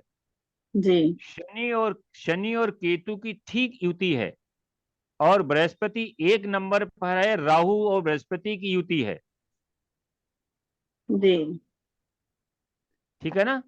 जी नेटल कुंडली में बृहस्पति और राहु जो है वो युति में बैठे हुए हैं। और जी गोचर का बृहस्पति इस समय मेष राशि से इस युति के साथ में आ गया है। तो मैंने ये बताया था पहले, जिसको नहीं नहीं आपने जिसने नहीं सुन पाया हो, कि जब भी बृहस्पति राहु और शनि केतु के साथ में होता है ट्रांजिट या उसका नेटल का, तो इसे इमोबिलिटी योग कहते हैं। ऐसा जातक चलता फिरता नहीं है, एक ही जगह बना रहता है, हॉस्पिटल में रहेगा या घर में आराम करेगा। कोई बड़ा जो है इसको एक्सीडेंट या कोई बड़ी बीमारी की वजह से जो है ये इमोबाइल हो जाएगा। अब ये अभी क्यों हुआ, अभी क्यों हुआ? देखिए यहां पर आप ऐसे देखें, नाड़ी से देखते हैं कि राहु 5 डिग्री का है और बृहस्पति जो है वो 9 डिग्री का है। ठीक है ना। जी इसका मतलब राहु जो है उल्टा चल रहा है, राहु से द्वादश में बृहस्पति है, बृहस्पति से द्वादश में राहु है।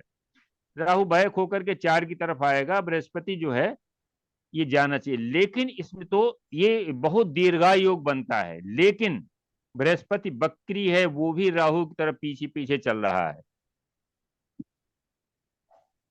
राहु यहाँ पर जो है वो 5 डिग्री का है और बृहस्पति 9 डिग्री का है, दोनों वक्री है। इसका मतलब बृहस्पति सेवियर नहीं है। Brihaspati by nature, by default या पिछले कर्मों की, पाप कर्मों की वजह से वो बृहस्पति राहु के पीछे पीछे जा रहा है, यानी काल के मुंह में जा रहा है। और आप ये समझिए कि बृहस्पति फास्ट मूवर है। ठीक है ना। राहु बृहस्पति कहाँ मिलेंगे, पहले ये बताइए।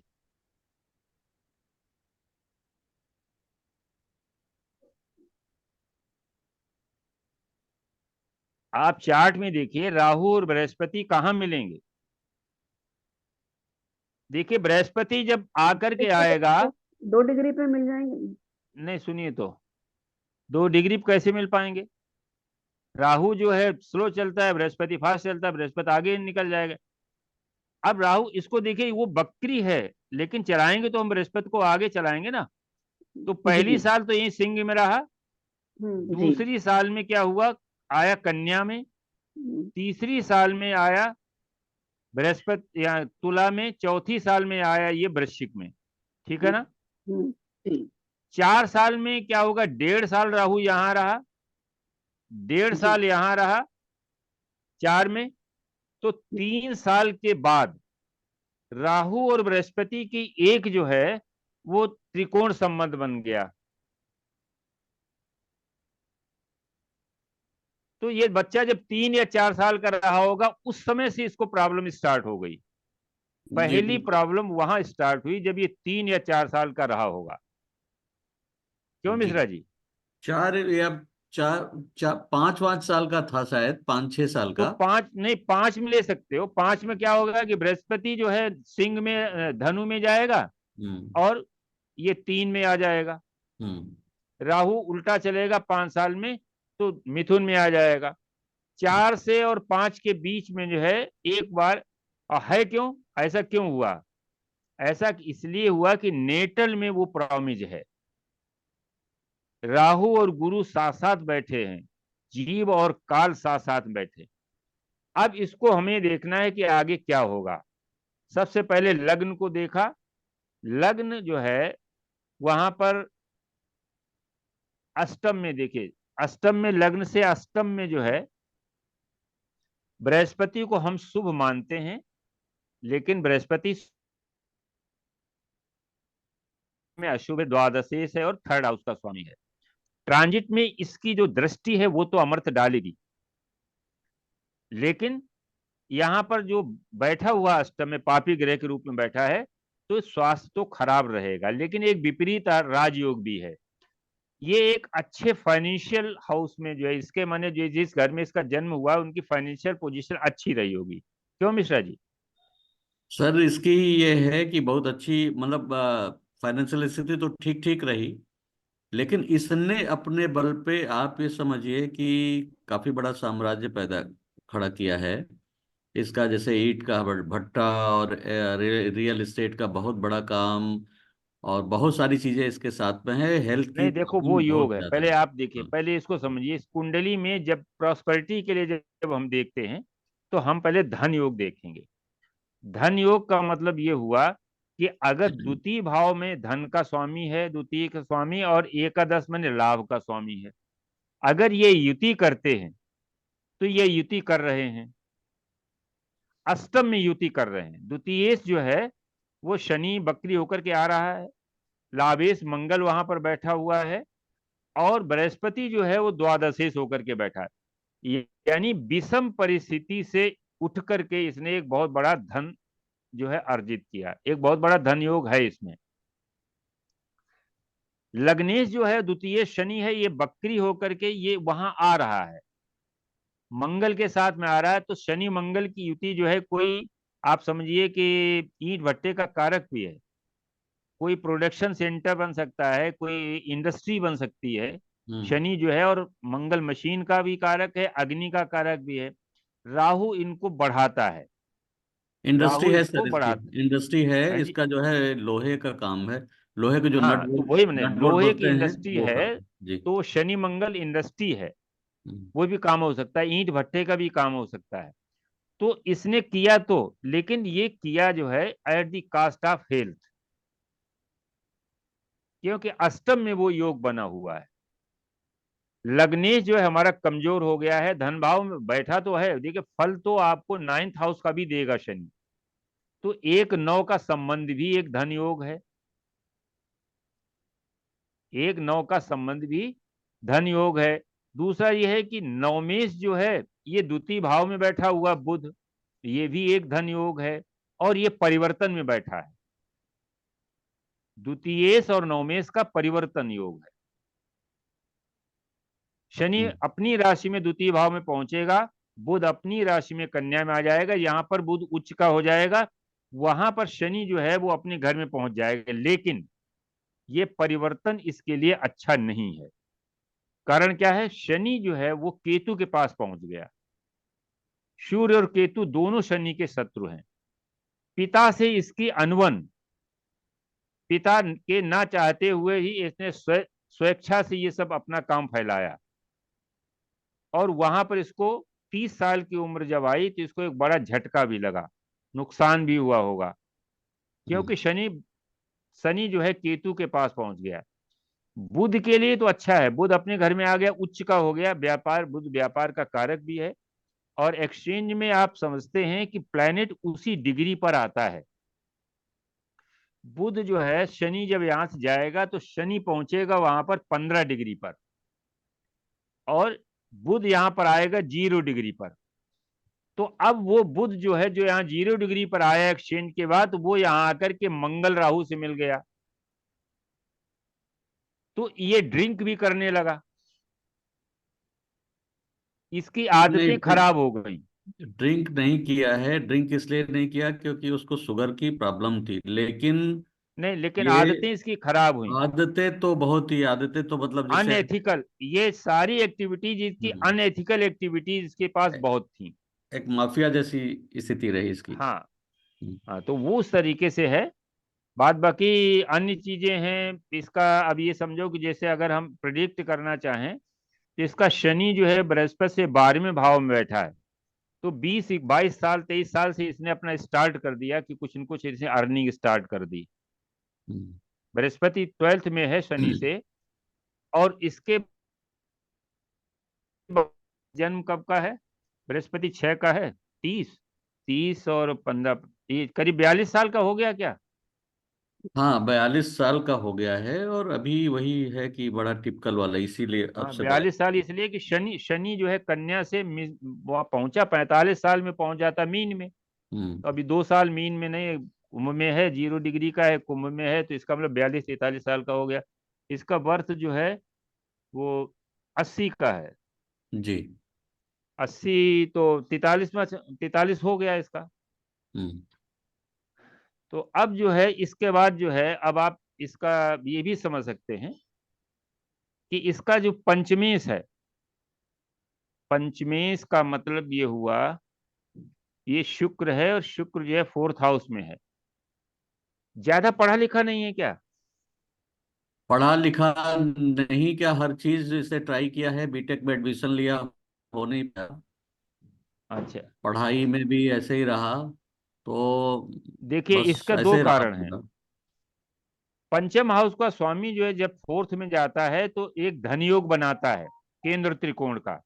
धन के लिए अच्छा है, लेकिन एजुकेशन के लिए, एजुकेशन का स्वामी जो चला गया अपने से 12th में, एजुकेशन पूरी डिस्टर्ब है। माने इसके बाद पंचमेश जो है सूर्य, वो अष्टम हाउस में आ गया। तो दूसरा फैक्टर है कि इसकी संतान में भी बाधा दिख रही है। जी। अगर है तो फीमेल चाइल्ड हो सकता है कोई चाइल्ड? हाँ, एक बेटी है। एक बेटी है, वही बताएगा। अगर है तो फीमेल चाइल्ड हो सकता है। वैसे ये बाधा है पंचम, क्योंकि पंचमे अष्टम में आया है। अब ये क्यों कहा कि फीमेल चाइल्ड हो सकता है? देखिए, सूर्य जो है जब भी बृहस्पति से कनेक्ट होता है तो मेल संतान देता है। सूर्य के सप्तम में बृहस्पति है, लेकिन बृहस्पति बकरी होकर के उससे बच रहा है। और उसके बाद जो है सूर्य के साथ बुध में है। बुध जो है अपोजिट जेंडर है, और शनि वहां पर पहुंच रहा है एक्सचेंज करके। तो वो मतलब वो भी ये फीमेल चाइल्ड, फीमेल को डिनोट कर रहा है। और उसके बाद आप देखिएगा, उसके बाद केतु बैठा है। केतु इंड कर देता है फैमिली का। एक चाइल्ड के बाद फैमिली का इंड है, मतलब एक चाइल्ड के बाद दूसरा चाइल्ड नहीं होगा, इसके एक ही बच्चा है। क्यों मिश्रा जी? जी जी। तो ये जो है इस समय इसकी पोजीशन अच्छी नहीं है, और अब इसमें देखते हैं कि ये सरवाइव करेगा कि नहीं, ये हमें देखना है। तो सबसे पहले तो हम ये देखेंगे कि इसका जो है वो आयु सीमा क्या है। आयु के लिए हम लोग देखेंगे कि अष्टमेश का नक्षत्रेश, पहला पॉइंट है अष्टमेश का नक्षत्रेश कहां पर बैठा है। यदि वो केंद्र या त्रिकोण में उच्च या अपनी राशि में है तो दीर्घायु देता है। अगर ये 6, 8, 12 में बैठा है तो अल्प आयु देगा। नीच का है तो अल्प से भी कम कर देता है। तो अष्टमेश यहाँ पर सूर्य है और सूर्य जो है यहाँ पर कुंभ राशि में 29 अंश पर है, गुरु के नक्षत्र में, गुरु के नक्षत्र में है। तो गुरु गुरु देखिए नक्षत्र कहाँ में। पर है, गुरु बैठा है अष्टम हाउस में। जी ठीक है ना। जी तो इसका मतलब लॉन्गिविटी इसकी प्रॉमिस्ड है। ये तो एक हो गया। जी दूसरा है चंद्रमा से 64वें नवांश का स्वामी। तो नवांश कुंडली देखेंगे चंद्रमा कर्क का है जी और चौथे नवांश का स्वामी शुक्र है, दोनों में परस्पर शत्रुता है। जी तो ये पॉइंट भी ये बताता है कि आयु जो है इनकी मध्यम आयु है। मध्यम इसलिए, वैसे तो अल्पायु होती, लेकिन मध्यम इसलिए बता दिया कि बृहस्पति वक्री होकर के उच्च राशि की तरफ जा रहा है। बृहस्पति वक्री होकर के उच्च राशि की तरफ जा रहा है, इसलिए इसने एक कक्षा वृद्धि कर दी, अल्पायु से इसको मध्य आयु में शिफ्ट कर दिया। तो ये इस समय पोजीशन इसकी अच्छी नहीं है। अब इसमें आज का बृहस्पति गोचर अगर देखें, आज का बृहस्पति कितने अंश पर है?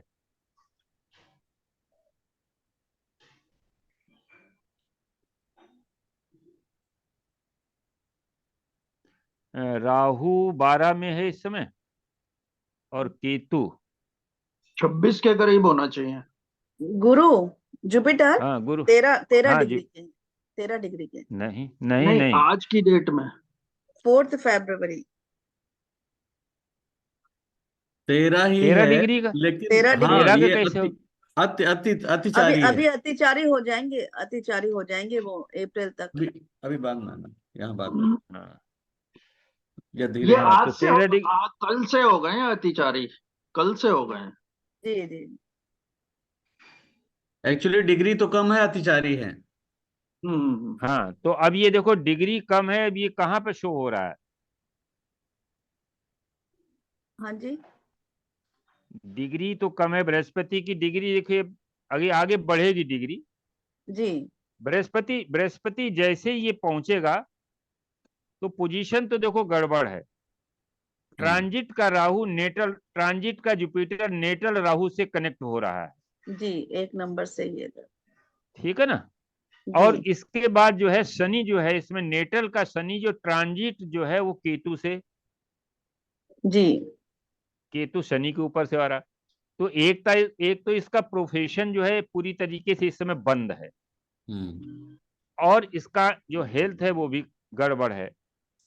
अब इसमें यह है कि बृहस्पति जो है अगर निकल जाता है अप्रैल में तो ये जो है इमोबिलिटी योग जो है वो समाप्त हो जाएगा। अगर ये अप्रैल तक ठीक रहा इसकी पोजीशन, लेकिन हमको लग नहीं रहा कि पोजीशन ठीक। अच्छा, जुपिटर जब ये बक्री हुआ था मेष राशि में, मतलब जुलाई के आसपास, अगर अक्टूबर के आसपास, तब ये क्या माने इसकी पोजीशन खराब होना शुरू हो गई थी? इसका ज्यादा मुझे अभी नहीं मालूम हुआ है, ये इन्फॉर्मेशन अभी आई है। एक्चुअली जी रिलेटिव ही हैं, तो जी ये जो है 10 दिन पहले से इनकी तबीयत एकदम से गड़बड़ हुई है। और जी। चूंकि गड़बड़ तो इनकी रहती है, और ये स्थिति जो है हाँ कोमा वाली 4-5 बार आई है लाइफ में, और हाँ, अभी वाली थोड़ा ज्यादा ही बड़ी है। ये मेदांता में एडमिट है। अच्छा अच्छा। तो अब देखो हम लोग प्रेयर कर सकते हैं, सर जी क्योंकि अभी आप हमको लगता है। हाँ जी बताएं। सर जी आपने एक और उस शनि केतु और गुरु राहु के साथ साथ में एक बार और इसके इंटरनल देखने के लिए भी बताया था कि मंगल देह है उसका चंद्रमा हाँ से संबंध, यही बताया था क्या? हाँ, मतलब ये है कि जब वो होता है इम्यूबिलिटी में आती at the time of death, Mangal जो है वो भी राहु से कनेक्ट होना चाहिए। अब मंगल यहाँ नेटल में भी है, और इसमें गोचर का मंगल जो है और नेटल मंगल का 3 नंबर पे ही चल रहा है। धनु में 9 चल रहा है। नंबर पे। हाँ, लेकिन ज्यादा हाँ डिग्री के हैं, 28 डिग्री के होंगे। हाँ निकल गए। हाँ तो हाँ, मंगल 28 इसका मतलब मंगल जब यहाँ आया होगा 4-5 डिग्री का, क्योंकि 1 महीने में निकल जाता है, जी जी तो जी उस समय इसकी स्थिति बिगड़ी होगी, आज से करीब 15 दिन पहले। जी जी। लेकिन हाँ मंगल आगे निकल गया है, जी मंगल सर निकल गया। लेकिन मंगल जब जी सर यहाँ शुक्र जो है इनके 12वें भाव में है, तो शुक्र तो इनको मदद दे रहा है अभी थोड़ा, जो भी है। जैसे 12वें हाँ भाव से निकलेगा वहां गड़बड़ होगा, हमें ये थोड़ा सा लगा था कि शुक्र शुक्र अभी जो देखिए, है, शुक्र जो शुक्र है शुक्र जी। शुक्र अभी जो है मिथुन इसमें सेजिटेरियस में है। हाँ जी, यहीं पे सेजिटेरियस में ही है, 2-3 है, 20 डिग्री के। शुक्र भी है और मंगल भी है, हाँ, शुक्र शुक्र मंगल दोनों मंगल से। दोनों है। जी जी अब शुक्र और मंगल यहाँ भी त्रिकोण में है और वहां जी साथ में है, जी तो शुक्र का ये है कि वाइटलिटी का है। अब इसमें एक चीज है, संजीवनी योग बन रहा है। हम्म अभी 9 नंबर में शुक्र जो है वो बृहस्पति को नवम दृष्टि से देख रहा है, जी और इस कुंडली में भी संजीवनी योग है, बृहस्पति शुक्र का जो है त्रिकोण में संबंध है। जी तो ये अभी हो सकता है कि ये ठीक हो जाए। हम्म।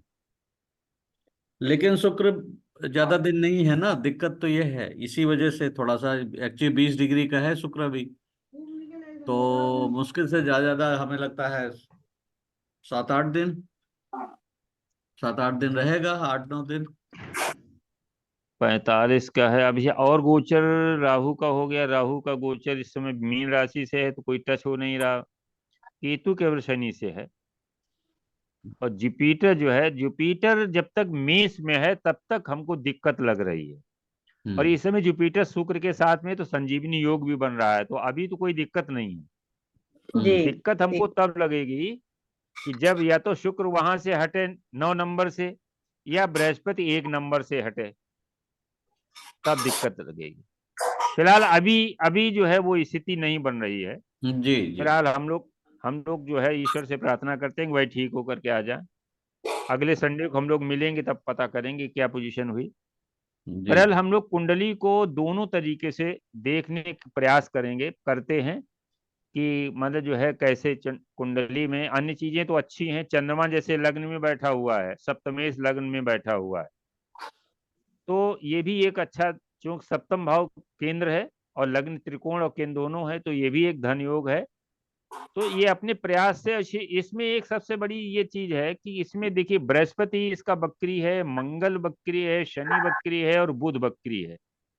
इसके ऊपर बहुत पेंडिंग कर्मा है, इसके बिल्कुल। कर्मा बड़े पेंडिंग है, इसको फैमिली के लिए, अन्य लोगों के लिए बड़ा काम करना था बहुत इसके, तो अभी वो कर्म अभी बाकी हैं।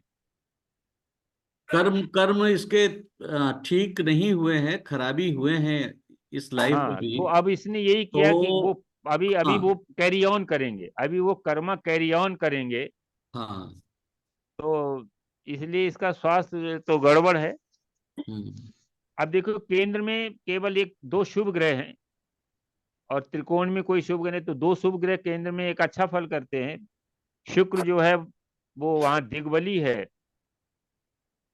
भले हालांकि अभी दो मंगल तीन की साल से 2-3 साल से इससे अच्छे कर्म शुरू किए, मतलब किसी की शादी कराना, किसी की कुछ करना, फैमिली में कुछ ये किया है, हाँ उससे हाँ अच्छा किया। हाँ, तो नहीं, तो वो फैमिली के कर्म जो पेंडिंग है वो इसको करने पड़ेंगे। हम्म और फैमिली में कोई मिस हैपनिंग भी हुई है इसके जन्म के बाद, जो अकस्मात इसकी कोई बुआ हो सकता है, मौसी चाची में से किसी की डेथ हुई हो, हम्म अब वो आपको नहीं पता है। अब हम थोड़ा सा आगे बढ़ते हैं, जी जी कुंडली काफी बिल्कुल। हो गई, हाँ ऐसे ही ठीक। में हो जाता है जी जी जी।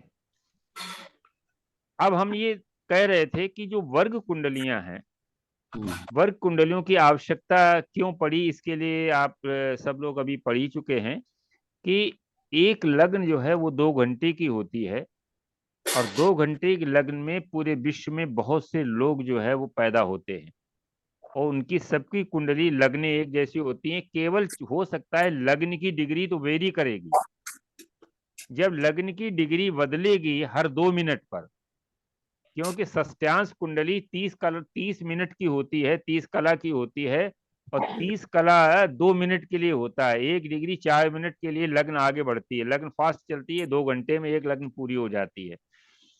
तो 2 मिनट के अंतर पर जो है वर्ग कुंडली बदलती रहती हैं। तो जो भी पाराशर जी ने बताया है कि एक सारावली का एक श्लोक है, भवनादिपय समस्तम जातक विहितम विचिंत से मतिमान एभिर्विनान सक्यम पदप अपि गंतु महाशास्त्रे। इस श्लोक का मतलब यह है कि कुंडलियों का जो प्रभावी विश्लेषण है उसके लिए वर्ग कुंडली की सहायता के बिना एक जो ज्योतिषी है वो एक पद भी, एक कदम भी उसे आगे नहीं बढ़ना चाहिए। जिस भाव से संबंधित आपको कोई प्रेडिक्शन करना है, उस भाव से संबंधित अगर वर्ग कुंडली का अध्ययन नहीं किया तो आपका प्रेडिक्शन जो है वो गलत हो सकता है। एक सेकेंड जरा।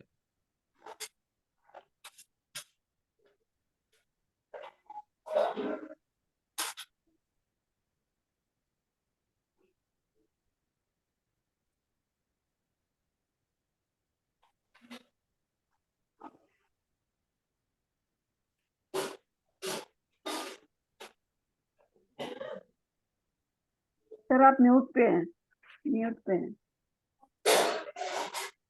पाराशर जी ने 16 वर्ग कुंडलियां बनाई हैं और वो 16 वर्ग कुंडलियां अलग अलग फल करती हैं। तो थोड़ा सा पहले जो उन्होंने जिस तरीके से कहा कि कैसे अध्ययन करना चाहिए वर्ग कुंडलियों का, तो उन्होंने बताया 3-4 पॉइंट हैं। सबसे पहले कि वर्ग कुंडली को जन्म कुंडली की तरह ही हम देखेंगे, लेकिन उसमें जो योग हैं वो केवल उस भाव तक ही सीमित रहेंगे जिस भाव के लिए हमने देखा है। जैसे मान लीजिए हमें धन योग के लिए होरा कुंडली देखते हैं, या पूरे जातक की मान लीजिए विवाह के लिए हम D9 देखते हैं, तो D9 के जो योग हैं, वैसे तो D9 ऐसा सार्वभौमिक एक चार्ट है, इसको तो दक्षिण भारत में तो बिना इसके देख ही नहीं जाता। जैसे उत्तर भारत में लग्न चार्ट के साथ में चंद्रमा कुंडली, चंद्र कुंडली देते हैं, उसी तरीके से साउथ में लग्न कुंडली के साथ साथ नवांश कुंडली भी देते हैं। यानी ग्रहों की जो स्ट्रेंथ है, ग्रहों की फल देने की क्षमता है, वो D9 से ही देखते हैं। लेकिन सामान्यतः D9 से हम विवाह को देखेंगे और भाग्य को देखेंगे। क्यों विवाह? क्योंकि D7 जो है वो 7th हाउस का है, इसलिए वो भाग्य का लाभ भाव है। भाग्य का लाभ भाव है क्योंकि 9th का लाभ भाव 7th भाव है। तो अगर इसमें जो योग बन रहे हैं वो केवल जो है वो विवाह से संबंधित या भाग्य से संबंधित, इन्हीं दो पर सीमित रहेंगे।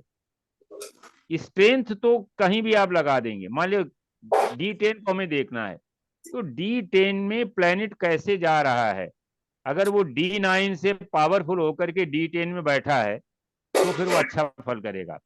लेकिन योग जो है वो केवल वर्ग कुंडली तक ही सीमित रखा है, ये उन्होंने बताया है।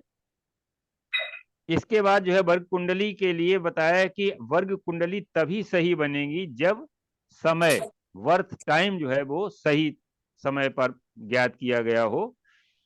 क्योंकि षष्ठ्यांश कुंडली में 2 मिनट तक के लिए, 2 मिनट के बाद वो कुंडली का लग्न बदल जाता है। दृष्टियां भी, वैसे तो वर्ग कुंडलियों में दृष्टियां लोग नहीं मानते हैं, लेकिन पाराशर जी की जो सिस्टम है इसमें KN राव साहब ने इसमें बड़ा रिसर्च किया और उन्होंने पाया कि वर्ग कुंडली में भी आप दृष्टि को उसी तरीके से पाराशरी दृष्टियों को लगा सकते हैं कि अगर मान लीजिए शुक्र और मंगल की युति D1 में है और D9 में दोनों एक दूसरे के आमने सामने है, तो वो युति ही मानी जाएगी, यहाँ भी वो एक अच्छा फल करेंगे। इसके बाद जो है इसमें दशाओं का भी प्रयोग कर सकते हैं, वर्ग कुंडलियों में दशाओं का और गोचर का भी। गोचर का जैसे नवांश में गोचर, दशमांश में गोचर, षष्ठ्यांश में गोचर, सप्तमांश में गोचर, तो वहां गोचर यहाँ पर पूरी तरीके से लागू होता है। जैसे D9 चार्ट में अब शनि का गोचर है, अगर चंद्रमा के ऊपर से जा रहा है, यहाँ 7.5 यहाँ भी चल रही है, तो वो पीरियड बहुत खराब होगा। जीव के लिए नवांश गोचर में बताया कि नवांश कुंडली में पापी ग्रह का गोचर जिस जीव के ऊपर होता है उस जीव की हानि होती है 100%, ऐसा देखने में आया है। मान लिया D9 में किसी, अब जैसे अभी चार्ट हमने देखा था, तो चार्ट में D9 को इसको लगा के नहीं देखा, D9 में लग्नेश के ऊपर से शनि, चूंकि स्वयं लग्नेश है, जी तो सर जी, बृहस्पति देखा के था ऊपर, मैंने देखा था, हाँ वहां पे शनि का गोचर था ट्राइन से। हाँ, जी वो भी लग्न एक, के ट्रांस से जी हाँ, अभी नवांश में, है, लगी हुई है। लगाऊं क्या तो सर जी फिर से? नहीं उसको, मतलब वो ट्राइन जब हम पढ़ाएंगे, ट्राइन का गोचर, जी नवांश ये गोचर, देखिए, यहाँ के पंचमेश D9 में तीसरे मतलब 12th हाउस में गए, और यहाँ पे 11 नंबर से शनि का गोचर हो रहा है। जी जी हाँ, तो इस तरीके से जो है वो गोचर भी इसमें लगा सकते हैं। जी अब जो चार्ट हैं, हम लोग जैसे ज्यादातर जानते हैं, वैदिक इतना पढ़े सब लोग, एस्ट्रोलॉजर हैं, किस चार्ट से क्या क्या देखते हैं, ये थोड़ा सा नोट कर लो, तो उसके बाद फिर हम लोग उसको D4, हमने कहा D4 में पढ़ना है, जो एसेट्स और लक के लिए, एसेट्स और लक के लिए हम इसको थोड़ा देखते हैं। म्यूट कर लीजिए, किसी की आवाज आ रही। जी कर दिया। चलो अब देखो, इसमें जैसे D1 है, D1 जो है हमारा जो जन्म कुंडली है, राशि चक्र इसको कहते हैं, जीवन की पूरी संपूर्ण जीवन का जो है इसे अध्ययन किया जा सकता है। जातक का जैसे अभी हमने देखा कि उसकी पर्सनालिटी कैसी होगी, आर्थिक स्थिति कैसी होगी, फिफ्थ हाउस से कैसा संबंध होगा, तो वो D1 चार्ट तो पूरी तरीके से सारे पूरी लाइफ का उसके स्केच हम निकाल सकते हैं। D2 जिसे होरा कुंडली कहते हैं, ये प्रॉस्पेरिटी और धन के लिए, परिवार के लिए और भाषा के लिए। अब देखिए, भाषा चूंकि सेकंड हाउस में भाषा भी है आपकी, कि स्पीच कैसी है। अगर मान लीजिए सेकंड हाउस में मंगल बैठा है और होरा कुंडली में भी वो सूर्य के राशि में आ गया, तो अब इस जातक की भाषा बहुत ही खराब होगी, सामने वाले को बड़ा खराब बोलेगा, क्योंकि सूर्य जो है वो एडमिनिस्ट्रेटिव है। सूर्य की राशि जो है वो राजसी राशि है, वहां पर मंगल जैसा एक एनर्जेटिक प्लेनेट बैठ जाए होरा कुंडली में, तो वो भाषा खराब कर देगा, स्पीच खराब कर देगा। धन के लिए भी अच्छा नहीं है। मान लिए लग्न चार्ट का द्वितीय अगर वो सूर्य की राशि में बैठ गया, सूर्य की होरा में बैठ गया, तो धन की स्थिति बहुत अच्छी नहीं मानी जाती है। लग्नेश अगर होकर के बैठ जाए लग्न में तो एक दूसरी बात है, लेकिन अगर हम धन के लिए देखेंगे तो लग्न चार्ट का जो सेकंड लॉर्ड है वो किस में जा रहा है, सूर्य की होरा में जा रहा है कि चंद्रमा की होरा में जा रहा है। चंद्रमा को धन का कारक माना गया है, सूर्य को धन का कारक नहीं माना गया है। तो चंद्रमा की होरा में अगर बहुत से प्लैनेट हैं, उसमें द्वितीयेश भी है, D1 का द्वितीयेश भी है, तो एक अच्छे धन की संभावना इसमें बनती है। D3 जो है, जिसे देशकांड कुंडली है, ये भाई बहन के लिए है, और इसके बाद जो है इसकी ताकत क्षमता के लिए भी, क्योंकि साहस करेज वहां पर, कम्युनिकेशन भी इसको हम देखेंगे, और जो हमारी मेडिकल एस्ट्रोलॉजी है उसमें भी हम D3 चार्ट का बड़ा प्रयोग करते हैं, देशकांड कुंडली का मेडिकल चार्ट में। फोर्थ हाउस D4 तो है नहीं, वैसे चतुर्थांश है, इसे तुर्यांश भी कहते हैं और पदांश भी कहते हैं, इसीलिए इसे सिंहासन कहा गया, पद प्राप्ति का स्थान है D4।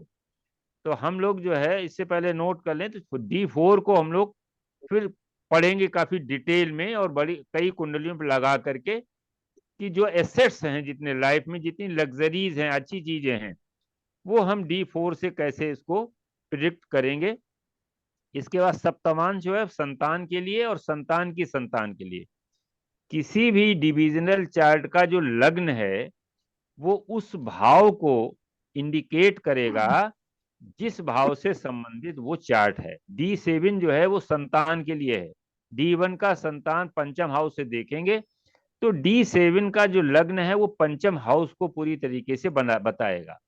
पंचम हाउस की जो है जितनी भी कारकत्व हैं, अच्छे हैं बुरे हैं, कैसी स्थिति बताएगा। लेकिन D7 का जो पंचम हाउस है वो संतान की संतान को बताएगा, क्योंकि लग्न हो गई संतान और लग्न का पंचम हो गया संतान की संतान, तो D7 से हम दोनों को देखेंगे।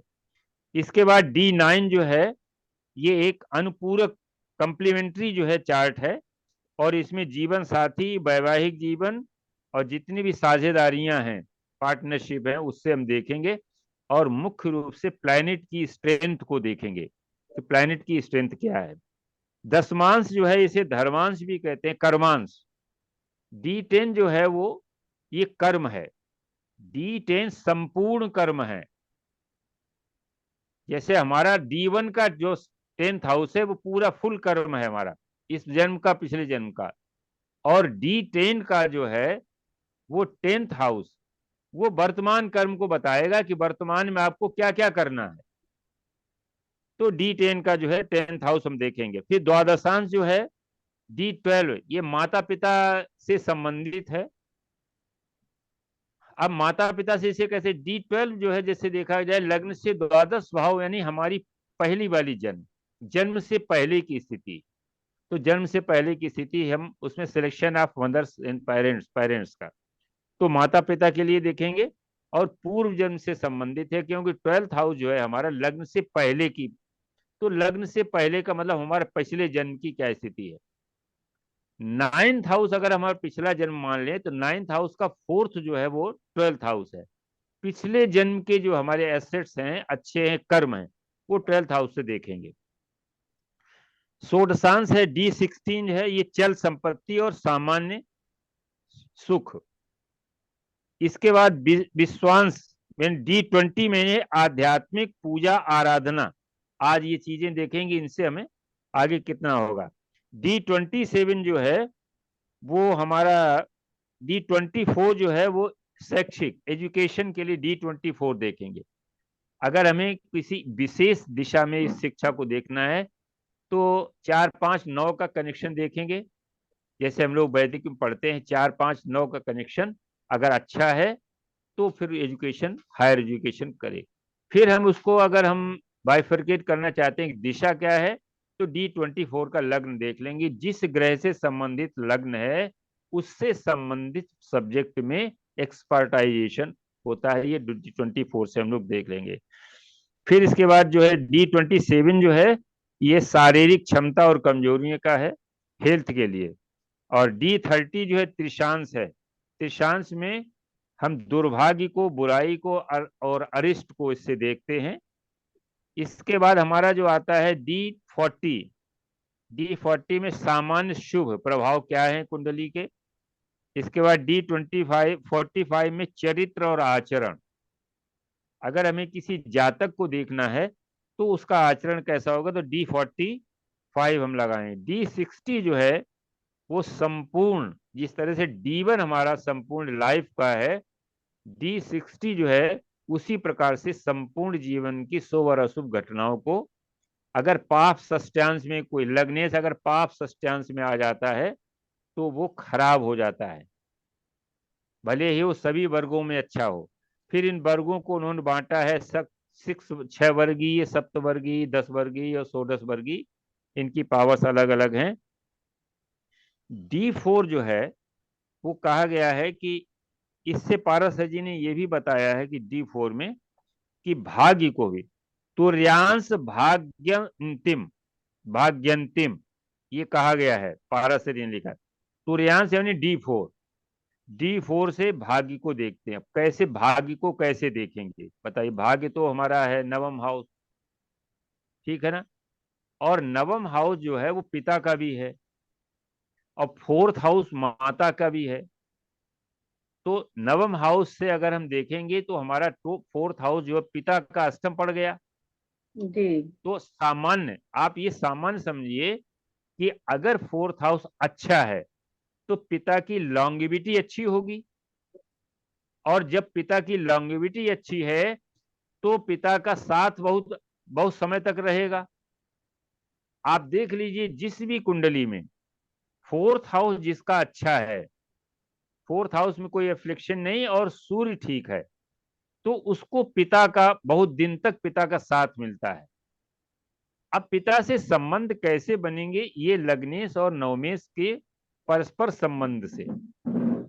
इनको छोटी छोटी चीजें हैं, इनको चार्ट में लगा के देख सकते हैं। 4th हाउस में अगर कोई नेगेटिविटी नहीं है, शनि राहु केतु का अगर कोई प्रभाव नहीं है, तो पिता का जो है लॉन्गिविटी अच्छी होगी, यानी अधिक समय तक जो है वो पिता का साथ मिलेगा। और 4th हाउस अगर एफ्लेक्टेड है तो माता का हेल्थ भी खराब हो जाएगा, तो माता से सुख की जगह माता को सेवा करनी पड़ेगी, उससे दुख मिलेगा। तो माता पिता जो है ये भाग्य से मिलते हैं। तो 9 और 4th हाउस जो है ये भाग्य, इससे हम भाग्य को भी देख सकते हैं कि भाग्य कैसा है। भाई जिस समय ये ज्योतिष बनाई गई थी उस समय कहते हैं, कहा जाता था ना कि जिसके पिता अगर अर्ली डेथ हो जाए तो कहते ये बड़ा अभागा है, तो वो ठीक नहीं है। तो इसलिए इसको हम चतुर्थ भाव से D4 चार्ट से हम जातक के भाग्य को भी समझ सकते हैं। और इसमें क्या होता है कि वैसे तो आजकल सॉफ्टवेयर में आपने क्लिक किया और D4 आ गया, लेकिन हमें पता होना चाहिए, थोड़ा सा मैनुअली भी पता होना चाहिए कि जब किसी भी राशि के 4 बराबर भाग करते हैं तो एक भाग चतुर्थांश कहलाता है और उसका जो मान है वो 7 अंश 30 कला होता है, 7.5 डिग्री या 7 अंश 30 कला। अब देखिए 7 अंश 30 कला जो है पहला भाग हो गया तो इसे लग्न कहेंगे, दूसरा भाग हो जाएगा 4th हाउस कहेंगे, तीसरा भाग हो जाएगा 7th हाउस में आ जाएगा, चौथा भाग जो है वो आ जाएगा दशम में। तो D4 के जो 4 पार्ट हैं ये चारों केंद्रों को जो है निरूपित करते हैं, और चारों केंद्र जो है इनको विष्णु स्थान कहा गया है। केंद्रों को क्या कहा गया? विष्णु स्थान। क्यों? ये रक्षा करते हैं, इस सृष्टि का पालन जो है वो भगवान विष्णु करते हैं। क्रिएटिव जो है वो ब्रह्मा है, और सस्टेनेटिव जो है, जो रक्षा करते हैं, वो भगवान विष्णु है, और डिस्ट्रक्टिव जो है वो भगवान भोलेनाथ। तो केंद्रों को हमने कहा गया कि ये विष्णु स्थान है। तो हमारे जो D4 के जो 4 पार्ट हैं वो चारों केंद्रों को निरूपित करते हैं, वो इन्हीं से हमारा बनता है। जैसे मान लो अगर किसी का D4 लग्न जो है वो पहले D4 में है, पहले 7:30 में है, तो उसकी लग्न जो है वही बनेगी, वर्गोत्तम लग्न आ जाएगी, वही बनेगी जो D1 में है। दूसरा अगर 7:30 से 15 तक अगर है तो उसकी लग्न जो है 4th हाउस में पड़ी हुई राशि से बनेगी। अगर तीसरे में है 15 से 22:30 तक है तो सप्तम में पड़ी हुई राशि बढ़ेगी, और 22:30 से 30 तक है तो दशम में पड़ी हुई राशि से उसका जो है लग्न स्टार्ट होगी। तो ये चारों केंद्रों के बराबर हैं। अब इनके जो है देवता भी बताए गए हैं। चारों चतुर्थांशों के जो 4 देवता हैं, और वो 4 देवता ब्रह्मा के जो मानद पुत्र हैं, सनक, सनंदन, सनातन और सनत कुमार, ये 4 देवता हैं। पहला है सनक, दूसरे सानंद, तीसरा सनत कुमार और चौथे सनातन। ये 4 देवता बनाएगा। ब्रह्मा जी के 4 मानद पुत्र हैं, और ये सदैव कैसे हैं? इनको वरदान दिया गया कि ये सदैव 5 वर्ष के ही बने रहेंगे, और ये हमेशा भगवान विष्णु के जो है वो प्रार्थना करते रहते हैं। अब इसका मतलब है कि आप जानते हैं कि स्वामी का प्रभाव हमेशा रहता है। जैसे मान लीजिए अश्विनी के स्वामी केतु हैं, तो केतु जो है, और स्वामी केतु हैं, और अश्विनी के जो देवता हैं वो अश्विनी कुमार हैं। तो अश्विनी कुमार क्या है? राजवैद्य हैं, वो देव वैद्य हैं। तो मेष राशि में जो पहला 13 अंश 20 कला है वो केतु का नक्षत्र है, सिंह का और धनु का। तो वहां पर केतु जो है, तो ये क्या करते हैं? हीलिंग का काम करते हैं। डॉक्टर क्या करता है? हीलिंग करता है, रोग से जो है छुट्टी दिलाता है। तो वहां पर अगर कोई भी प्लेनेट है तो उसका जो कारक है या उसकी दशा में जातक जो है वो हीलिंग का काम करता है। तो यहाँ पर भी क्या है कि जिस जिस कोई भी ग्रह जिस जो है चतुर्थांश में स्थित है, उसके स्वामी के अनुसार जो है वो क्या करेगा, फोर्थ हाउस में हमारे एसेट्स हैं, सारे सुख सुविधाओं को प्राप्त करने के लिए उस देवता के अनुसार कार्य करेगा। जैसे सनक माने क्या होता है, कहते हैं ना ये बड़ा सनकी है, यानी पूरा जिनून उसके ऊपर सवार हो, तो किसी काम के लिए पूरा जिनून से लगा करके काम करता है तो उसको पहले द्वादश में। और इसी तरीके से चारों के अलग अलग हैं, जिनको हम डिटेल में अगले संडे को बताएंगे। तो 4 चतुर्थांश हैं। फिर जब इनके देवता हम लोग पता कर लेंगे, फिर कुछ कुंडलियों पे हम स्टडी करेंगे इसको कैसे। और एक बात हमेशा याद रखिए, किसी भी वर्ग कुंडली को हम D1 के सापेक्ष ही देखेंगे। D1 के चार्ट को कोई भी वर्ग कुंडली ओवर राइट नहीं कर सकती। जिस कुंडली में D1 में जो प्रॉमिस नहीं है, वो वर्ग चार्ट उस प्रॉमिस को कभी पूरा नहीं करेगा। नींद आ रही है सबको, इसलिए सब लोग अब विश्राम करेंगे। आज हम लोग यही खत्म करते हैं। और नहीं सर, अगली नींद बार नहीं आ रही, बहुत ही इंटरेस्टिंग टॉपिक था सर। जी, हमने कहा जी, नींद बहुत नहीं ही आ रही सर, बहुत इंटरेस्टिंग टॉपिक था, बहुत ही हाँ, इंटरेस्टिंग। तो मैं वही बता रहा था कि इनके जो है चार्ट में, तो अगले संडे को हम लोग स्टार्ट से ही इसको लेंगे। इसको हम जी लोग सर। जो है क्या होता क्या है कि वो हम लोग चार्ट में डेविएट हो जाते हैं तो ये असली चीज छूट जाती है। अगले संडे को हम D4 से ही स्टार्ट करेंगे और लास्ट में हाफ एन आवर जो है वो हम लोग क्वेरीज का रखेंगे, क्वेश्चन आवर रखेंगे और कोई चार्ट लगाएंगे। जी सर जी। तो D4 में कई कुंडलियों को हम लोग देखेंगे। अंबानी की कुंडली देखेंगे, बिरला की कुंडली देखेंगे, इनके पास जिनके पास बड़े बड़े असेट्स हैं उनके देखिएगा D4 कितने प्रॉस्परस हैं। जी सर जी। और जैसे जिनके पास जैसे बिल्कुल नहीं है उनका भी तो नमस्कार डी जी। नहीं, जिनके पास कई एक फ्लैट हैं लेकिन वो रहती हैं भाई के साथ, उनका भी देखेंगे कि मंगल तो नहीं कहीं बैठा है। आपके D4 में फोर्थ हाउस में मंगल जरूर बैठा होगा, बैठा कि नहीं? मेरा 4th हाउस में नहीं है, 12th में। तो त्रिकोण में हो गया ना, 4-8 त्रिकोण में बार, हो गया, 4-8 बार हो गया। 4-8 बार। तो त्रिकोण में इसका मतलब आप सारा प्रयास जो है आपका भाई को प्रॉस्परस करने में लगा है। हाँ जीवन जी। की जितने भी एफर्ट्स हैं वो सब आप हाँ। भाई को प्रॉस्परस करने में लगे। भाई के लिए कै फ्लैट खरीद दिए? एक 3 तो है जा ना? रहा है, 3 है, एक तो बहनों को देंगे, एक भाई एक अच्छा, एक जो बहन रह को रहे हैं। दोगे, भाई के लिए 2 नहीं भाई रखोगे? हाँ 2 है। देखो, तो बता तो नहीं ना D4 भाई। देखिए D4 जिसका भी जैसा भी हो वो सब पूरा फल बताएगा। आपका D4 डिस्कस करेंगे। हाँ जी तो ठीक है। एसेट्स के लिए है, हर चार्ट को लो। D7 के लिए हम देखेंगे, D9 को देखेंगे। तो एक एक वर्ग कुंडली को कुछ चार्टों में लगा के देखेंगे, उनका गोचर में जब फल, जैसे मान लीजिए आपका 12th हाउस में है तो D4 की लग्न देखेंगे, 12th में जो राशि पड़ी होगी, जब उसमें कोई गोचर आया होगा तो भाई से झगड़ा हुआ होगा या भाई से विवाद हुआ होगा, वो सारी चीजें आती हैं। केवल हम लोगों को देखना चाहिए, देखना आना चाहिए कि कुंडली को कैसे देखते हैं। तो आज हम लोग यही समाप्त करेंगे, अब भोजन वोजन करेंगे और अगले संडे को ये करेंगे कि उसी दिन से पहले अपना ये टॉपिक स्टार्ट करेंगे, लास्ट का टाइम रखेंगे कुंडली के लिए। जी जी जी सर, बिल्कुल। तो आज जो है यही रखते हैं। आशा है कि अच्छा रहा होगा आज। हालांकि बहुत पढ़ाया तो कुछ नहीं, केवल बहुत अच्छा चार्ट, सर। बहुत बढ़िया। चार्ट। ये जो आपके जो प्रॉस्पर ईयर्स जो हैं इनको आप लगा के देखिएगा, सभी कुंडलियों में लगेंगे। बस ये जी डिग्री से थोड़ा सा वो आगे पीछे, 1 आध साल आगे पीछे हो सकता है। हो सकता है। अपने बेटे की कुंडली में लगा के देख सकती हैं। जी। ठीक है, अच्छा, सभी को नमस्कार। सभी को नमस्कार। नमस्कार। नमस्कार मिश्रा जी। प्रणाम सर। नमस्कार मिश्रा जी, नमस्कार। अरे राय साहब नमस्कार बताओ साहब। क्या हुआ, ट्रांसफर का क्या हुआ राय राय साहब? साहब अरे नमस्कार।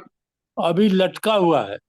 लटका हुआ है, मैं वही कह रहा था। केतु जब तक केतु के चपेट में वो रहेगा तब तक लटका रहेगा। लटका हुआ है, उम्मीद है कि शायद परसों हो जाए। अच्छा, परसों माने ट्यूसडे को? हाँ ट्यूसडे। चलो ठीक है। वैसे अच्छा, तो हो तो गया, केवल वो बृहस्पति हाँ? बृहस्पति ठीक हो गया है 3 तारीख से, तो आप हो सकता है हो जाएगा। हाँ, कौन है? ये मिश्रा जी हैं अपने वहां से, संदीप जी फ्रांस से।